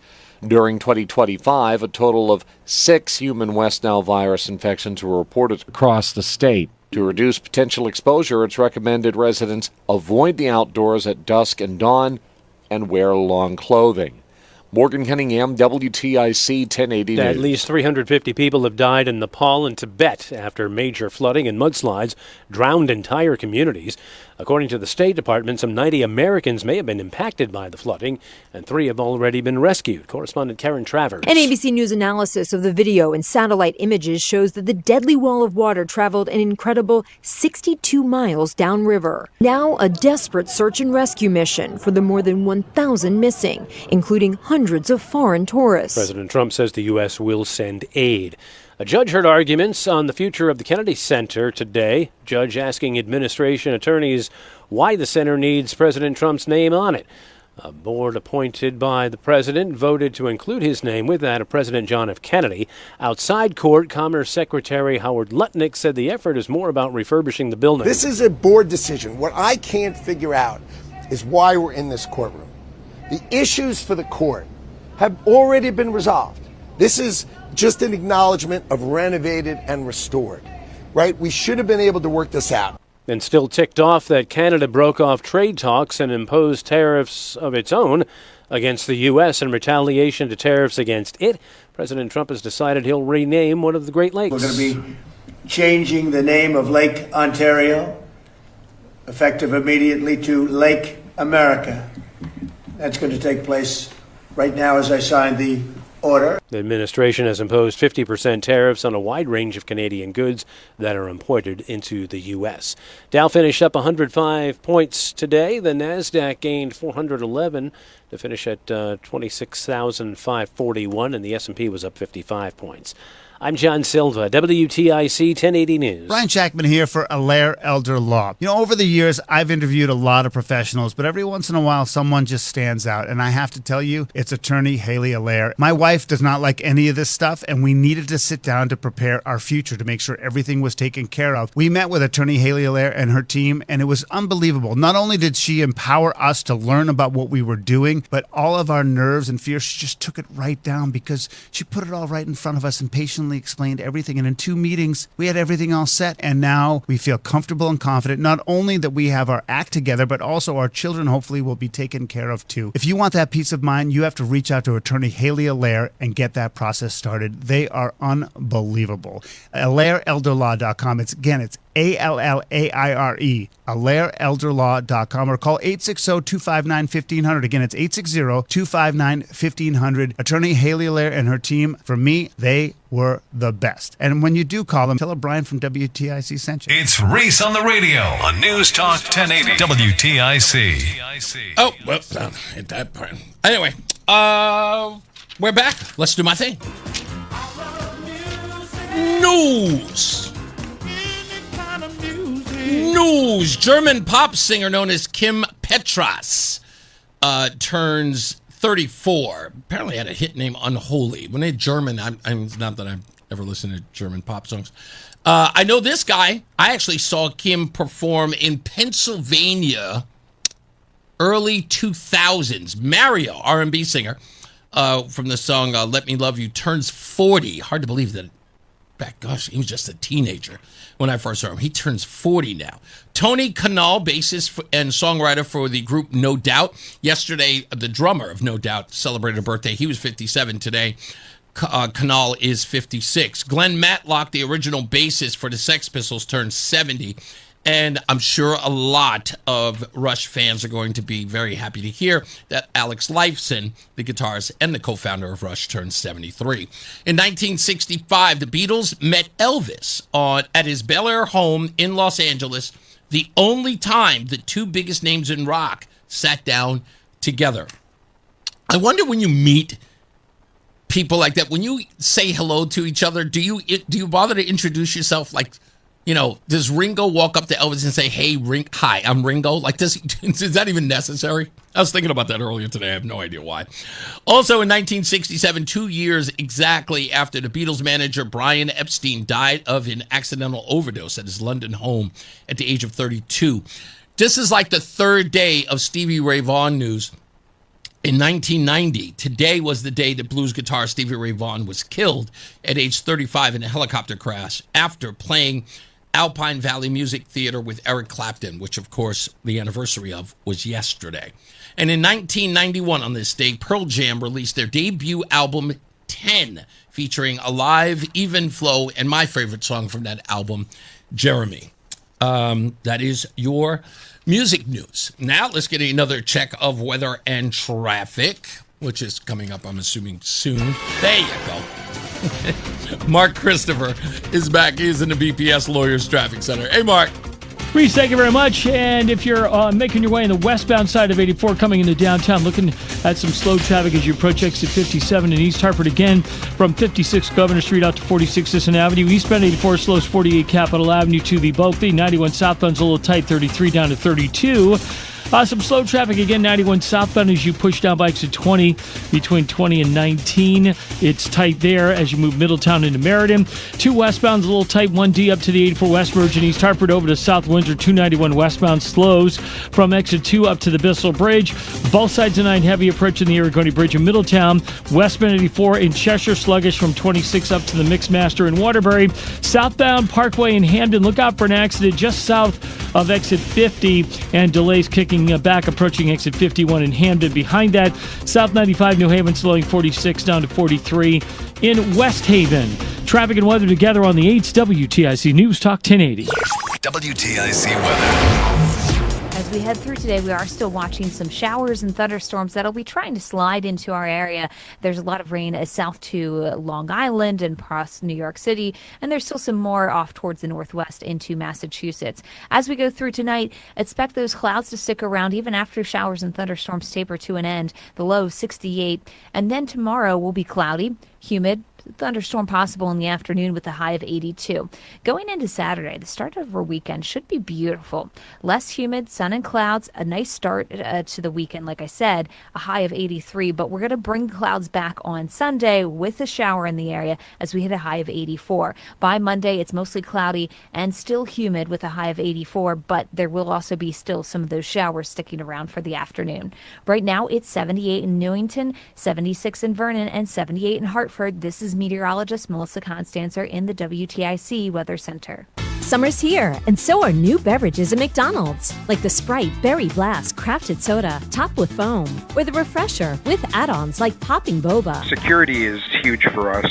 That's Pete Sweeney, Director of Operations at United Tool and Die Company in West Hartford. We have requirements that we need to meet, and TAB provides us with the tools necessary to make sure that we're compliant. Pete's confident in his security because he has an ASP, Actual Service Provider, TAB Computer Systems. TAB provides our users with a monthly security awareness training where they receive an email for a certain particular topic, and those results are recorded and stored so we can show proof that we are taking part in this security awareness training. Pete switched to TAB because his previous MSP's inflated yearly contract was killing his budget. As an ASP, TAB provides Pete with a higher level of service at a lower cost with no monthly contract. I would 100% recommend TAB. Call TAB at 1-888-TAB-4-HELP, 1-888-TAB-4-HELP, or visit tabinc.com. Technologies advancing business. TAB Computer Systems. When was the last time you watched your home movies? Disasters strike unexpectedly. Every year, American families lose the one thing they'd run back into a burning building for: their family's memories. Hi, I'm Nick. And I'm Adam. We started Legacy Box to help save your family's most important recorded moments so you don't have to worry. Load Legacy Box with your old movies, film reels, and shoeboxes of photos. We work our digitizing magic, converting those memories right to the cloud so they're safe and accessible forever. It's fast, we always send your originals back, and it's done right here in the USA. Over 1 million families have trusted Legacy Box. Better Homes and Garden, Real Simple, and Inc. Magazine are all talking about Legacy Box. New York Times columnist David Pogue says, "Have them digitized. I wish I'd done it sooner." Take action. Save your family's memories today with Legacy Box. Go to legacybox.com/value to get an incredible 50% off your Legacy Box. That's legacybox.com/value for 50% off while supplies last. legacybox.com/value. From politics to news to music to movies and anything above the sun and outer space and beyond, it's Reese on the radio. Damn, he's good. Only on News Talk 1080 WTIC. I saw this article the other day, and this flock camera thing is... I wish I could find a really sort of defining position on this. And I get the implications, right? So I get that people are concerned about the data, how it's being used, and you've heard all of the stories, like everything from being concerned about whether or not somebody will be able to track down a kidnapper or a criminal, all that other stuff. And then other people are concerned about whether or not illegals are going to be tracked. And then you got the story I saw with this female officer who had used the flock cameras to follow her ex-boyfriend 133 times or something like that. I think the round number was. So when you hear like all those stories, it's impossible to have an opinion. I don't have one yet. And that's the reason why, because I'm like, I guess it's one of those things where you have to have something happen to you before you have to make a decision about it. It's kind of weird, but it just, for me, I don't like the surveillance state either. There was a TV show that I loved. I watched it all the time. It's called Person of Interest. And I didn't even realize that I was kind of being programmed to accept the idea that everything was under surveillance. But I did like the show. I thought that Jim Caviezel was great in the picture, in the show.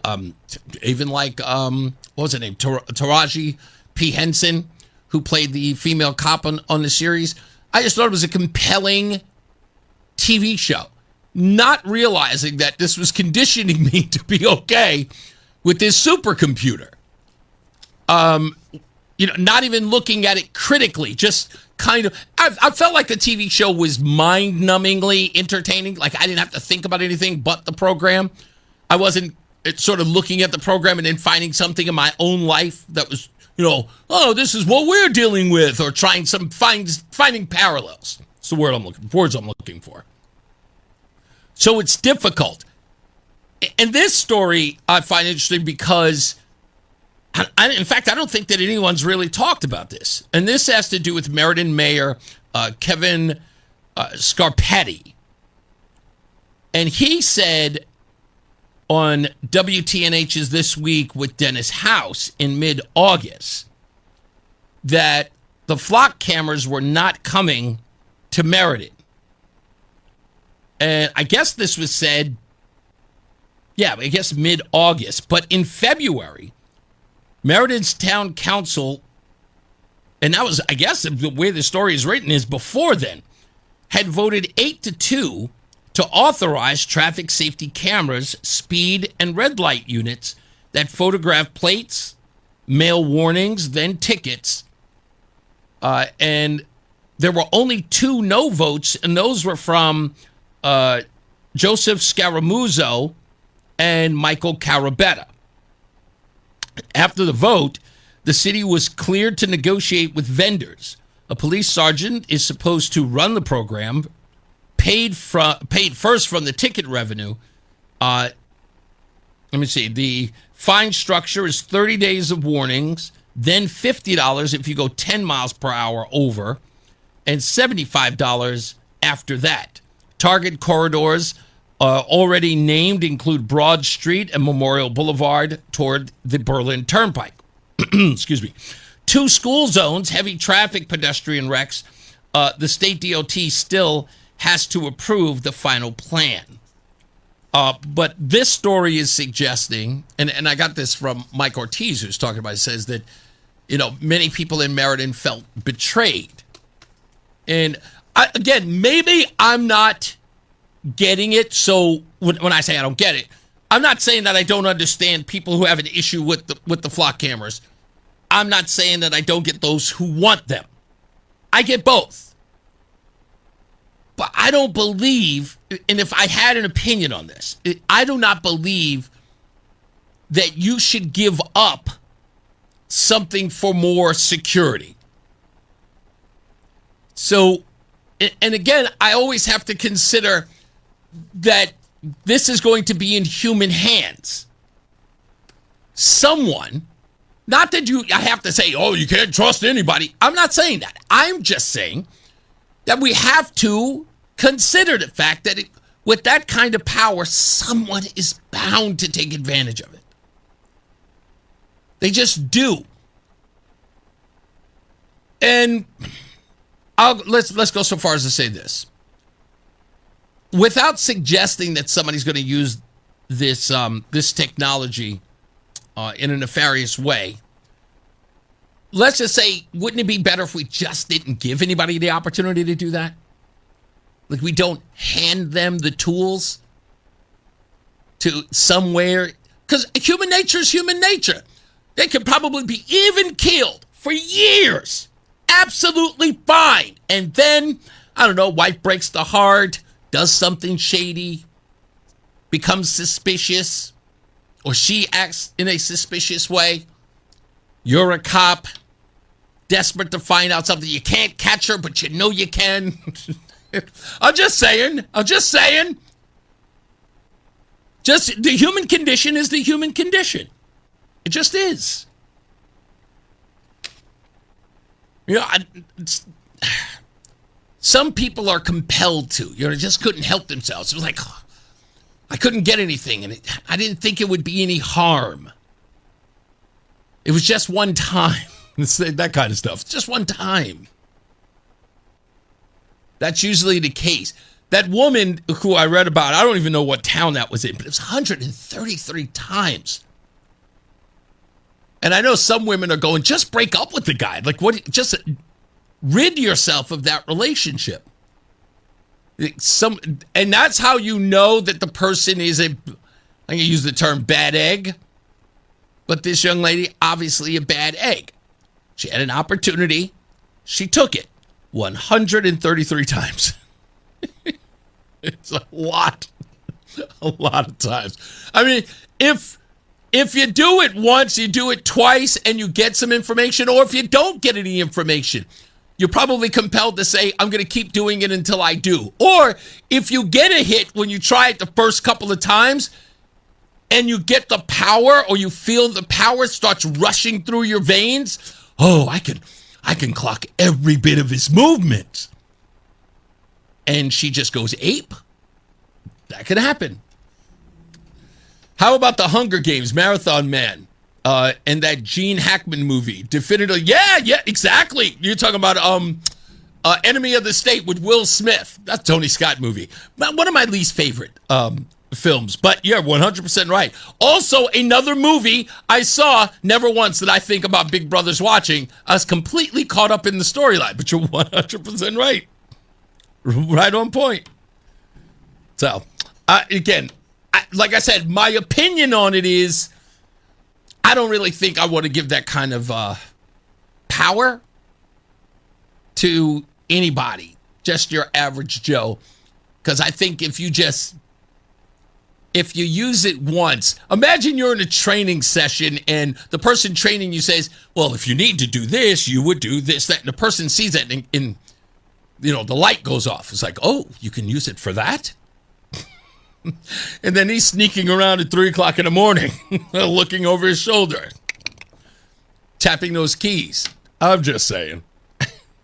Let's go to Russell in Newington. How you doing, Russell? Jeepers, how'd you know it was me in Newington? It comes up on the screen, sir. All right. So, about the flock cameras, okay. I'll go and I'll admit, I'm 62 years old now. Okay. Now, I'm sure that if I was in my teens and 20s and maybe early 30s, I'd be against them. But, now I'm 62. My response is, you want to follow me? Go right ahead.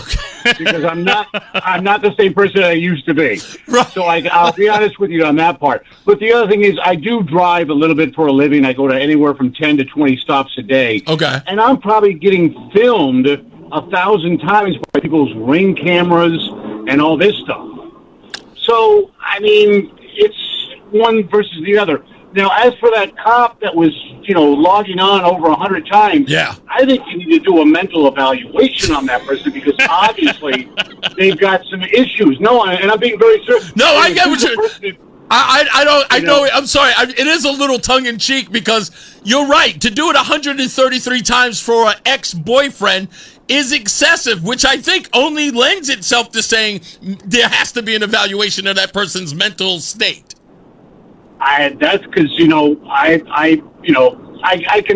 can say, I won't say by experience that I've done something similar where you're checking out where they live and stuff like that. But the other thing would be, if we're going to have this, then let's make some real fines associated with it. Mm-hmm. First offense is not like $10. The first offense is like $250. Anything after that goes up to $500, $750. Then people are going to think twice about abusing it. Right. Oh, wait a minute. Are you talking about somebody who uses the flock cameras, talking about behind the scenes? Right. Yeah. If Okay. they get caught, they get wailed on. Yeah. Enough of this, we're going to give them a slap on the wrist, which is probably what this lady's going to get. Right. When she was getting a $750 ticket, or fine, she might have thought twice about it. Well, you know what? It's an interesting thing that you're talking about. I don't know if you were listening. You remember when we were talking? Well, you may remember. We were talking about the Melissa Ramirez woman who, in the car accident, killed the police officer Cooper Whiteside and his girlfriend Brittany Islami. And we were talking about the program that the police officers use inside their cruisers. It's called NCIC Connect or something like that. I think it's called Connect. Anyway, in your cruiser, you put in the information that the person gives you. So if I say I'm John Smith, they go into the system and they can find your driver's license, a physical copy of your driver's license, so they can see your picture. They can also find out if you have any warrants or, you're this, that, and the third. Fine. Now, you can't, as an officer, go into that system unprovoked or unsolicited looking for information on an individual. If you do, someone has a record of that and you will be called in, if not, called in and raked across the coals for doing that, because somebody's going to say, what were you looking for this for? Were you in the process of looking this person up because they had a warrant? Were you looking this person up because you pulled them over? There has to be a record of you looking up that information. I think what they should do is apply the flock cameras the same way they do with this system. That you can't just inadvertently go in your system when you're bored one day and go, let me look up this random person on my computer. Right. And I agree. I think they should, number one. But here's the bottom line is this. This is my opinion. And that is that I would rather be filmed 1,000 times, but if they can catch a child that's been abducted because of these cameras just once a year, I'm all for it. Yeah. I mean, that's, that has been one of the strongest arguments that law enforcement has been making about these cameras as of late. I mean, in fact, most of the press conferences I've heard from officers who are getting backlash about the flock cameras, when they come to the podium, they often their messaging has always included people who have been kidnapped or abducted, for that matter, and how these flock cameras have assisted them in finding lost people. Yeah, I mean, like I said, I think if I'm a drug dealer or I'm driving drunk or I'm doing stupid stuff, I don't want flock cameras. Yeah. But you know what? I'm not against it. I don't really, it's going to be watched anyway. Eventually they're going to have satellites that are going to watch and, see what you're doing anyway. Yeah. I think you make a good argument. I think it's a compelling debate when you say you're being recorded anyway because people have Ring cameras. And it's true. We have actually seen events happen that have been covered by the news that were caught and captured live on people's Ring cameras. Even explosions, for that matter. Like I remember recently in Pennsylvania, there was a plane crash where the actual impact was caught on a Ring camera at someone's door.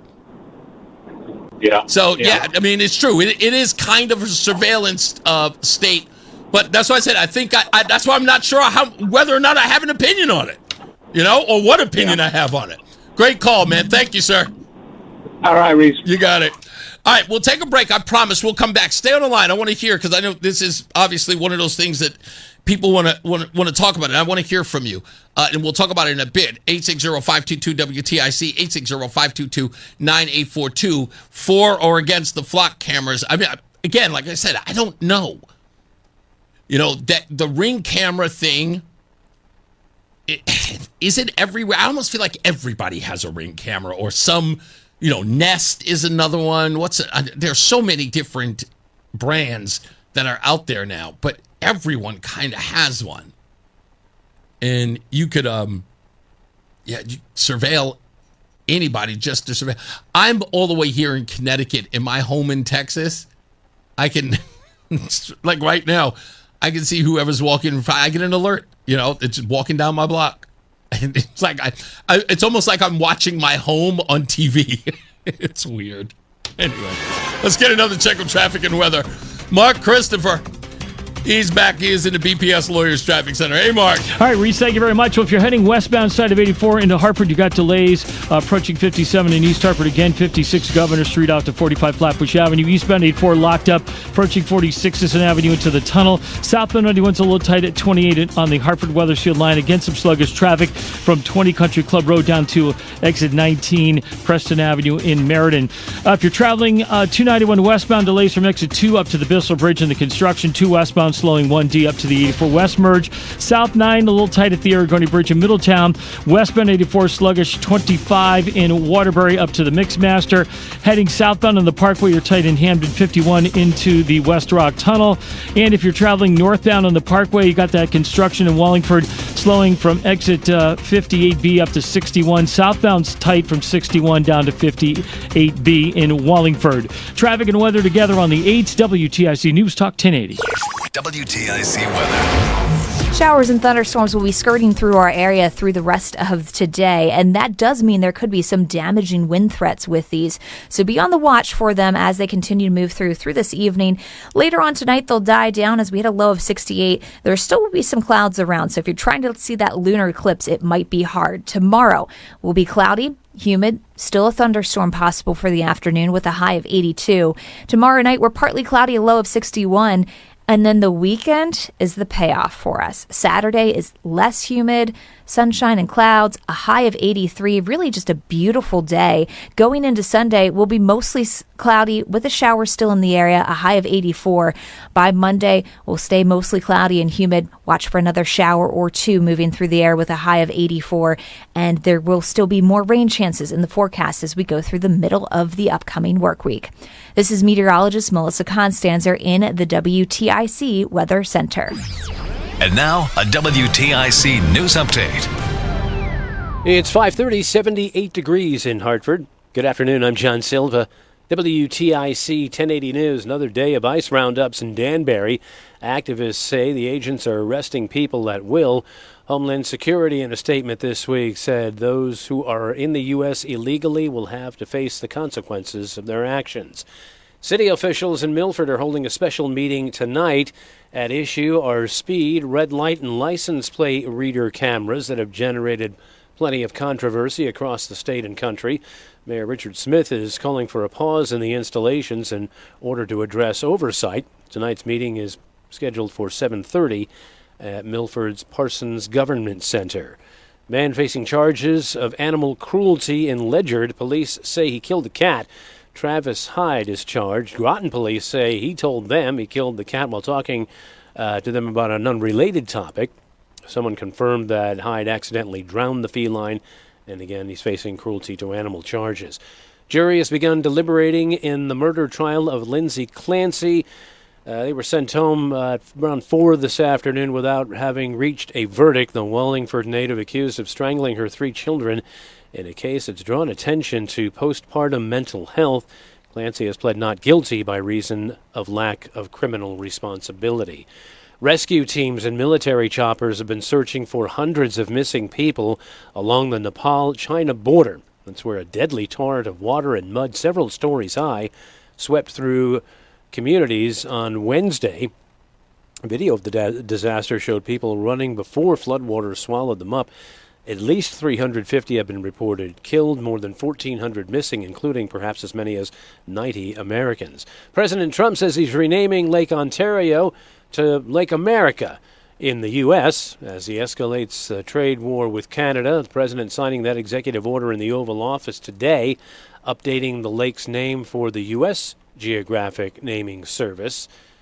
Trump cannot force Canada to follow suit Trump's been floating the idea since the U.S. announced it was imposing 50% tariffs on $20 billion worth of Canadian goods after talks last weekend between the two countries broke down. On Wall Street, the Dow picked up 105 points today. The Nasdaq was up 411, and the S&P gained 55.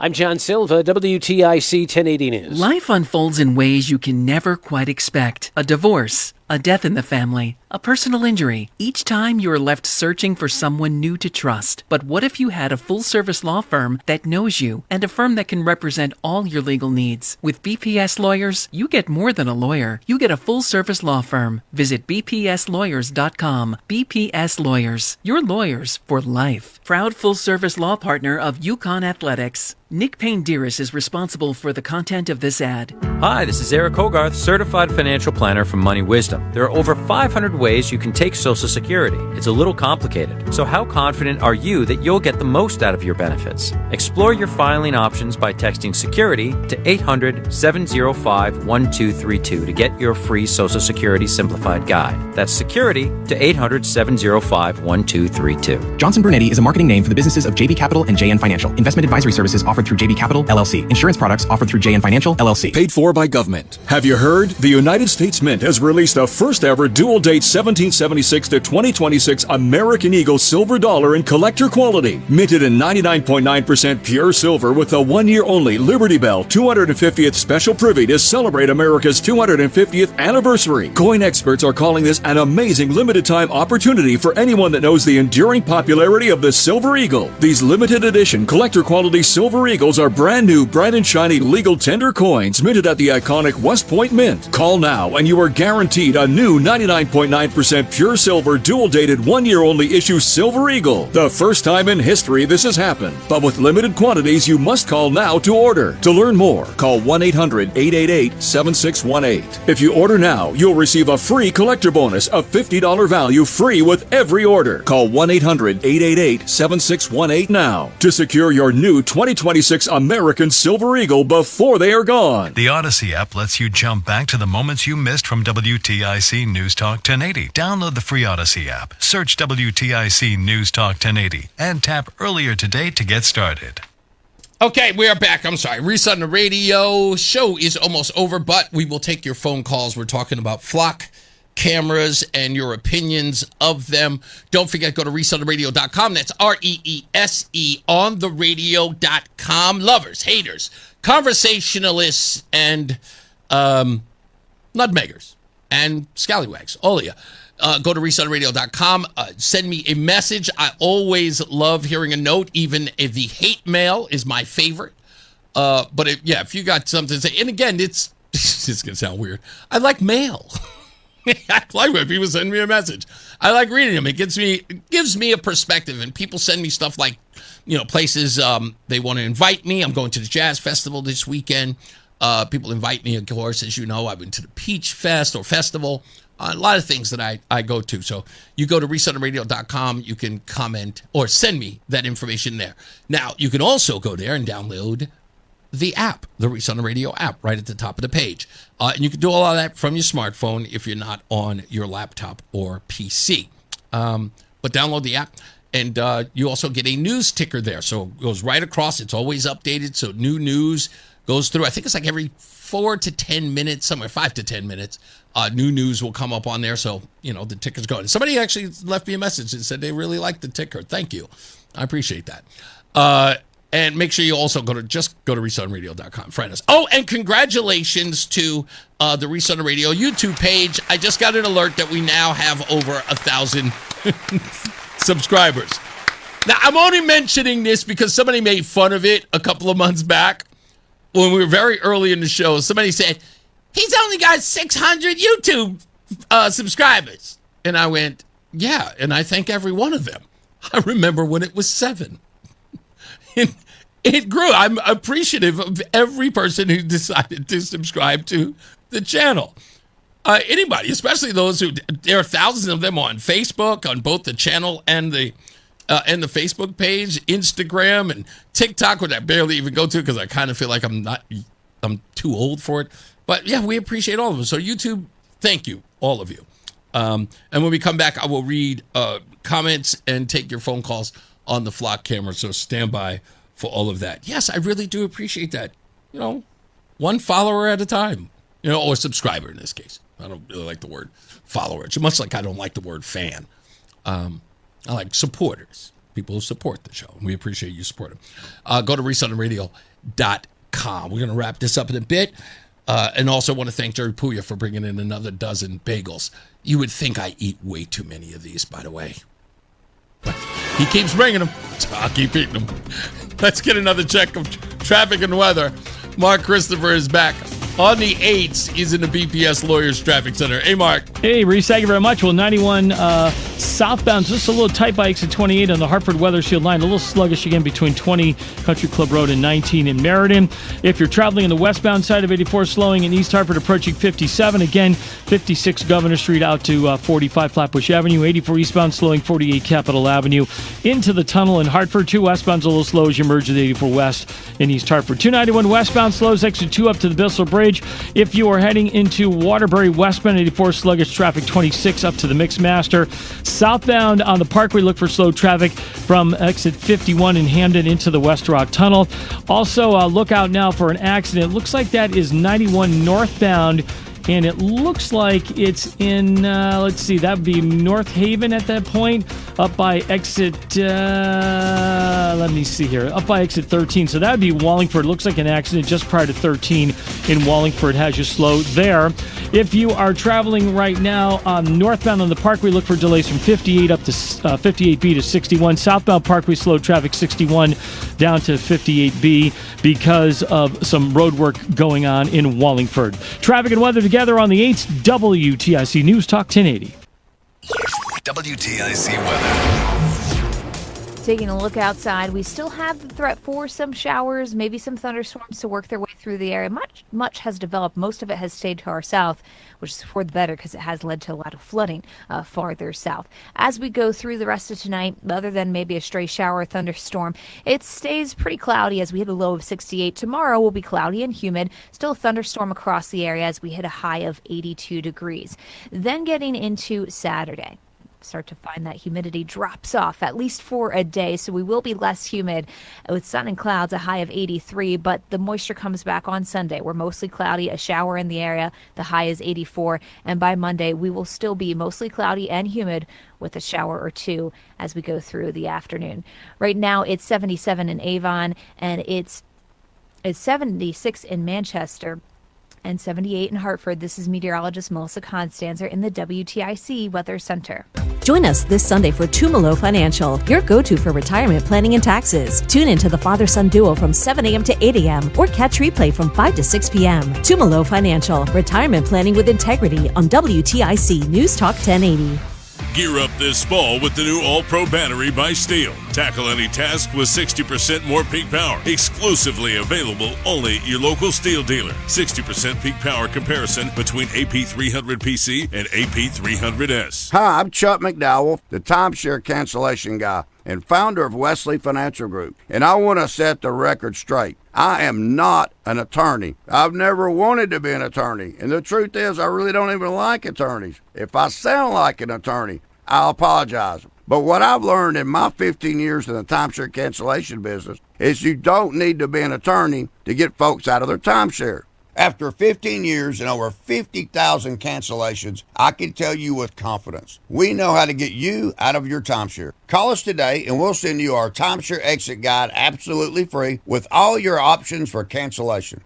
Attorneys, this was meant to be funny, so please don't sue me, especially my friend Kenneth from Black River Falls, Wisconsin. Call now for your free timeshare exit info kit. 800-838-6767. 800-838-6767. 800-838-6767. Finding great candidates to hire can be like, well, trying to find a needle in a haystack. Sure, you can post your job to some job board, but then all you can do is hope the right person comes along. Which is why you should try ZipRecruiter for free at ZipRecruiter.com/free. ZipRecruiter doesn't depend on candidates finding you. It finds them for you. Its powerful technology identifies people with the right experience and actively invites them to apply to your job. You get qualified candidates fast. So while other companies might deliver a lot of hay, ZipRecruiter finds you what you're looking for. The needle in the haystack. See why 4 out of 5 employers who post a job on ZipRecruiter get a quality candidate within the first day. ZipRecruiter, the smartest way to hire. And right now, you can try ZipRecruiter for free. That's right, free at ZipRecruiter.com/free. That's ZipRecruiter.com/free. ZipRecruiter.com/free. ZipRecruiter. What's up, everybody? You know who it is. You know who it is. You know who it is. It's Reese on the radio. Frederick Douglass of the 21st century. It's WTIC News Talk 1080. Did we get a warning that we couldn't play it anymore? Okay. All right. We're about to get up out of here. We're taking some final phone calls here on the flock camera issue. I want to read this. Simsbury Joe just wrote this to me. He says, flock camera abuses require jail the first time. What people don't realize is that the politicians have the ability to set down ironclad laws, which would prevent abuse, but they do not do that purposely, so that way the data can funnel to different areas of government, and they are not held responsible. It's the politicians that need to go to jail as well. If you do that, they will set up laws that will protect people, but they purposely leave these wide open, so that way they can point the finger at the crazy police officer or the unknown vendor that happened to get a data feed, while they're the ones that could have created a law that closed all of those opportunities for abuse. That is, again, it is the abuse part that I'm concerned about. I mean, without a doubt, I think that's what everyone's concerned about. Let's go to George in Suffield real quick. How are you, George? What's going on, brother? What's up, man? Hey, you were just talking about hate mail. Yeah. I love hate mail too, man. I wish I got more of it. I don't. It's motivation, my friend. Do you ever get anything like Uncle Tom? Because every time I tell someone I'm a Hispanic conservative, they tell me I was raised wrong. It's great. Sorry. Oh no, dude. I'm serious. In The public. fact that you're Hispanic and they call you Uncle Tom. Can you not be like Uncle Tomas? I don't know, maybe, man. But I'm telling you, they do it in public. Yeah, they do. They have no shame. They're among people. No shame.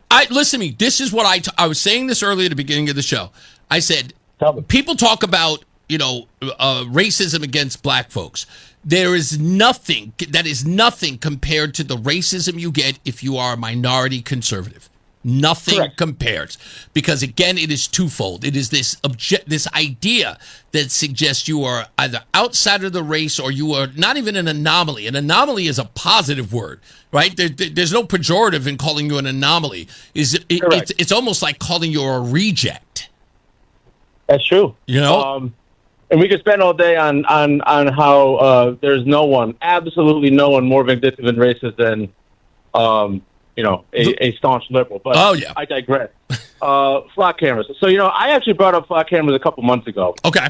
And I'm glad to see that they caught on. And I was actually at a town meeting in East Lyme a couple of nights ago. Okay. And I'm going to tell you something. That room was probably 3/4 them to 1/4 R. And I noticed, and I actually decided to stand up and chime in on it, even though I'm not an East Lyme resident. Right. I noticed that I said, look, everyone clearly in this room is against this because they were forming a community organization to deflock East Lyme. And I'm kind of paraphrasing there. Right. And I said, everyone has clearly already checked their politics at the door and is already working together in common cause. Ain't that wild? That's worth mentioning. That's worth observing. And that's actually worth applauding because I understand, dude, believe me, I understand that there are very good arguments for these things.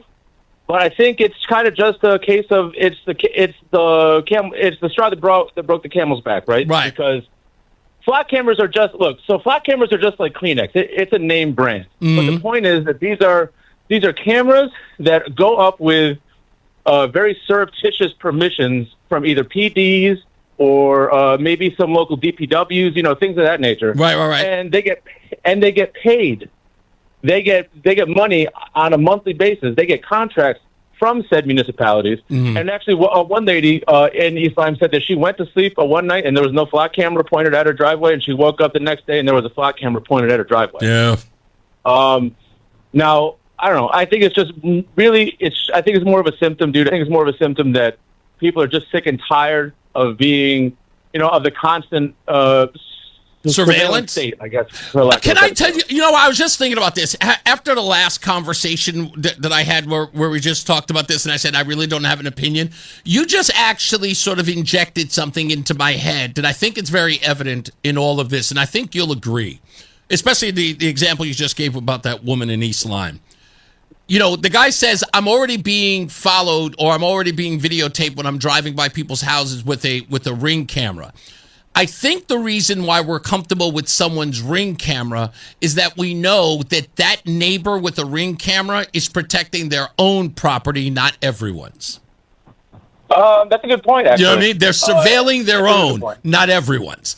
Right? Because unless the nosy neighbor wants to see, the husband or the wife across the way, seeing whether or not she's, fooling around or things like that. But nonetheless, you can definitely surefire bet that the person with a Ring camera is only looking at that camera to protect their own property as opposed to surveilling the rest of the community.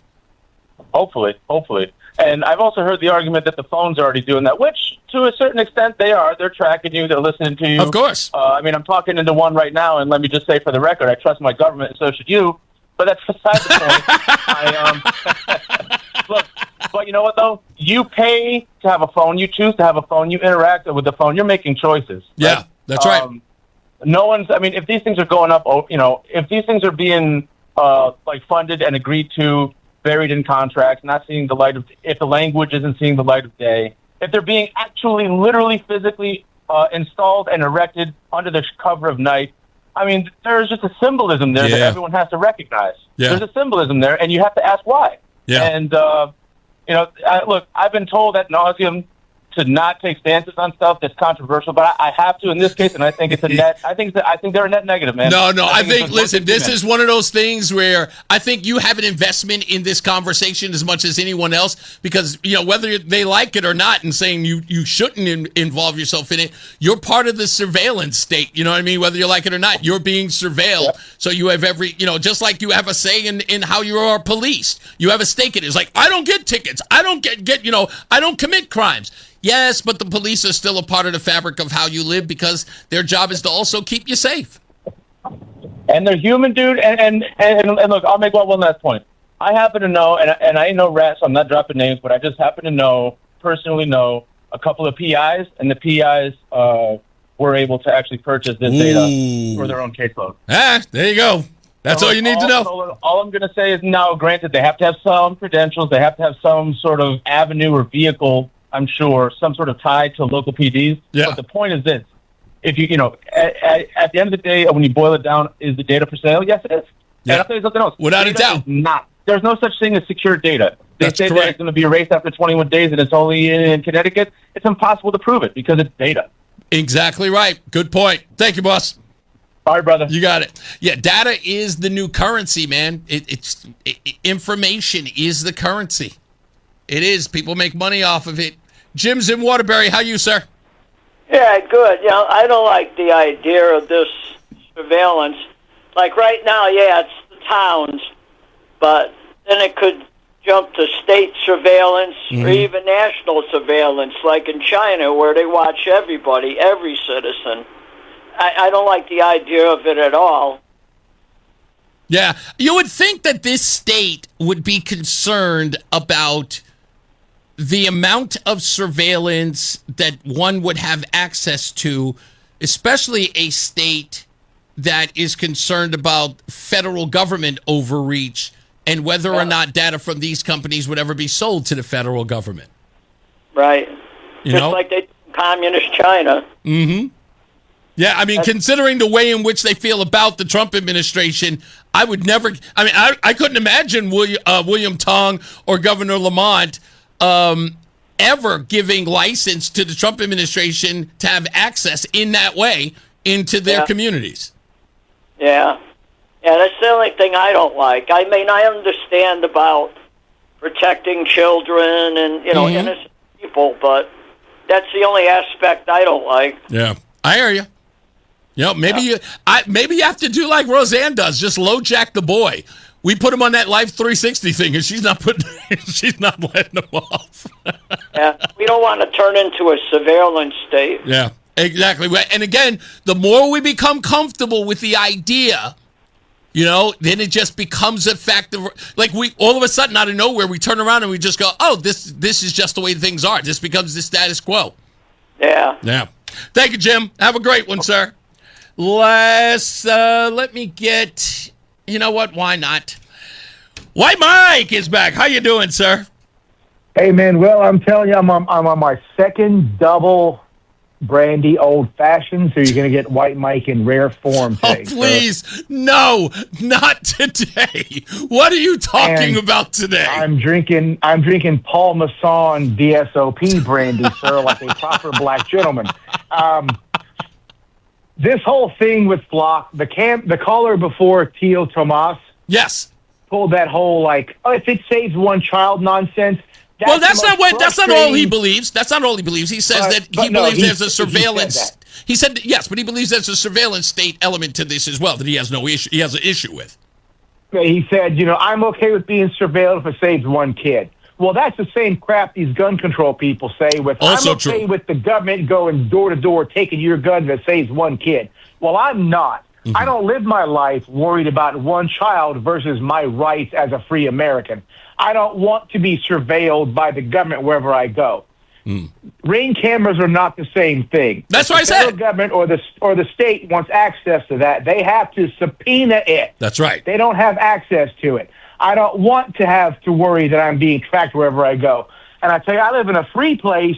We've had a flock camera show up in front of a new Lowe's hardware store 3 times and been cut down 3 freaking times. Florida's there's a lot of vigilante justice in that state. You mean to tell me an average citizen came in and just cut the flock camera down? Well, dude, I'm telling you, you can buy a cordless angle grinder at Lowe's next to that camera for about $30. People cutting them down.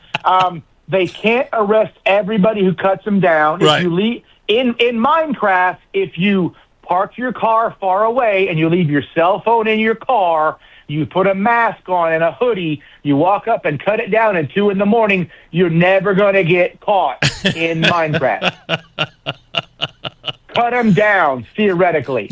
Be Americans. So do why not let the state control you. Cut these things down. You can't arrest everybody. Listen to me. Hear me out. It's important that I get this out. Why is it, in your view, that it is so important to these folks? It cannot be just for kidnapped kids. Do you believe that's all a ruse? Well, since I've seen multiple stories about them being put up outside gun ranges, including a gun range 6 miles from me, I think these buttholes are up to something, and I think it's time to start cutting them down in Minecraft. Be Americans. Do not let these people control you. And in closing, go Indiana Fever tomorrow night. The Fever play in prime time on Amazon Prime. Go Caitlin Clark. Stephanie White's the god-dang devil. Caitlin Clark is the best white basketball player since Larry Bird, and I'm out. Goodbye. I have to leave it there. He's a mess. Never call him when you're drinking. White Mike is insane. Like I said, I get the whole surveillance thing. And again, Ring cameras. You're surveilling your own property. That's what I would tell everybody to do. Just get your own Ring camera. Stevie V says, do you know by law your employee has cameras? They need to give written notice to employees. Not true. You can get caught cameras everywhere. The police will check stores for camera footage. Yes, that much they will do. They will. Listen, if you're cutting them down in the parking lot of Lowe's, somebody's going to see you do it. He said they can't arrest everybody. Well, they can arrest some of you. That's all I'm saying. Police cameras. Lori says it's Orwellian. I agree. Zap says too old for TikTok, too young for Peach Fest. I'm for Flock. Keeps people accountable. There are cameras everywhere besides Flock. Also, your cell phone knows where you are at all times, and police can access that info if they really want to. Now, look, I'm not going to lie. I kind of like the idea that, you know, I can go into my phone and find out where I've been over the week. Like if I have to find an old dress that I went to. So, but I like having that control, not everybody else. All right, let me get out of here. As I always say, radio is free, so we thank you for paying attention. Remember to keep JC in your hearts and in your mind. Sean Patrick, we love you and we miss you. Remember that panic is not planning, so plan your work and work your plan. Me, I'm Reese on the radio. You have a good night and pleasant tomorrow. We'll see you back here at 2 p.m.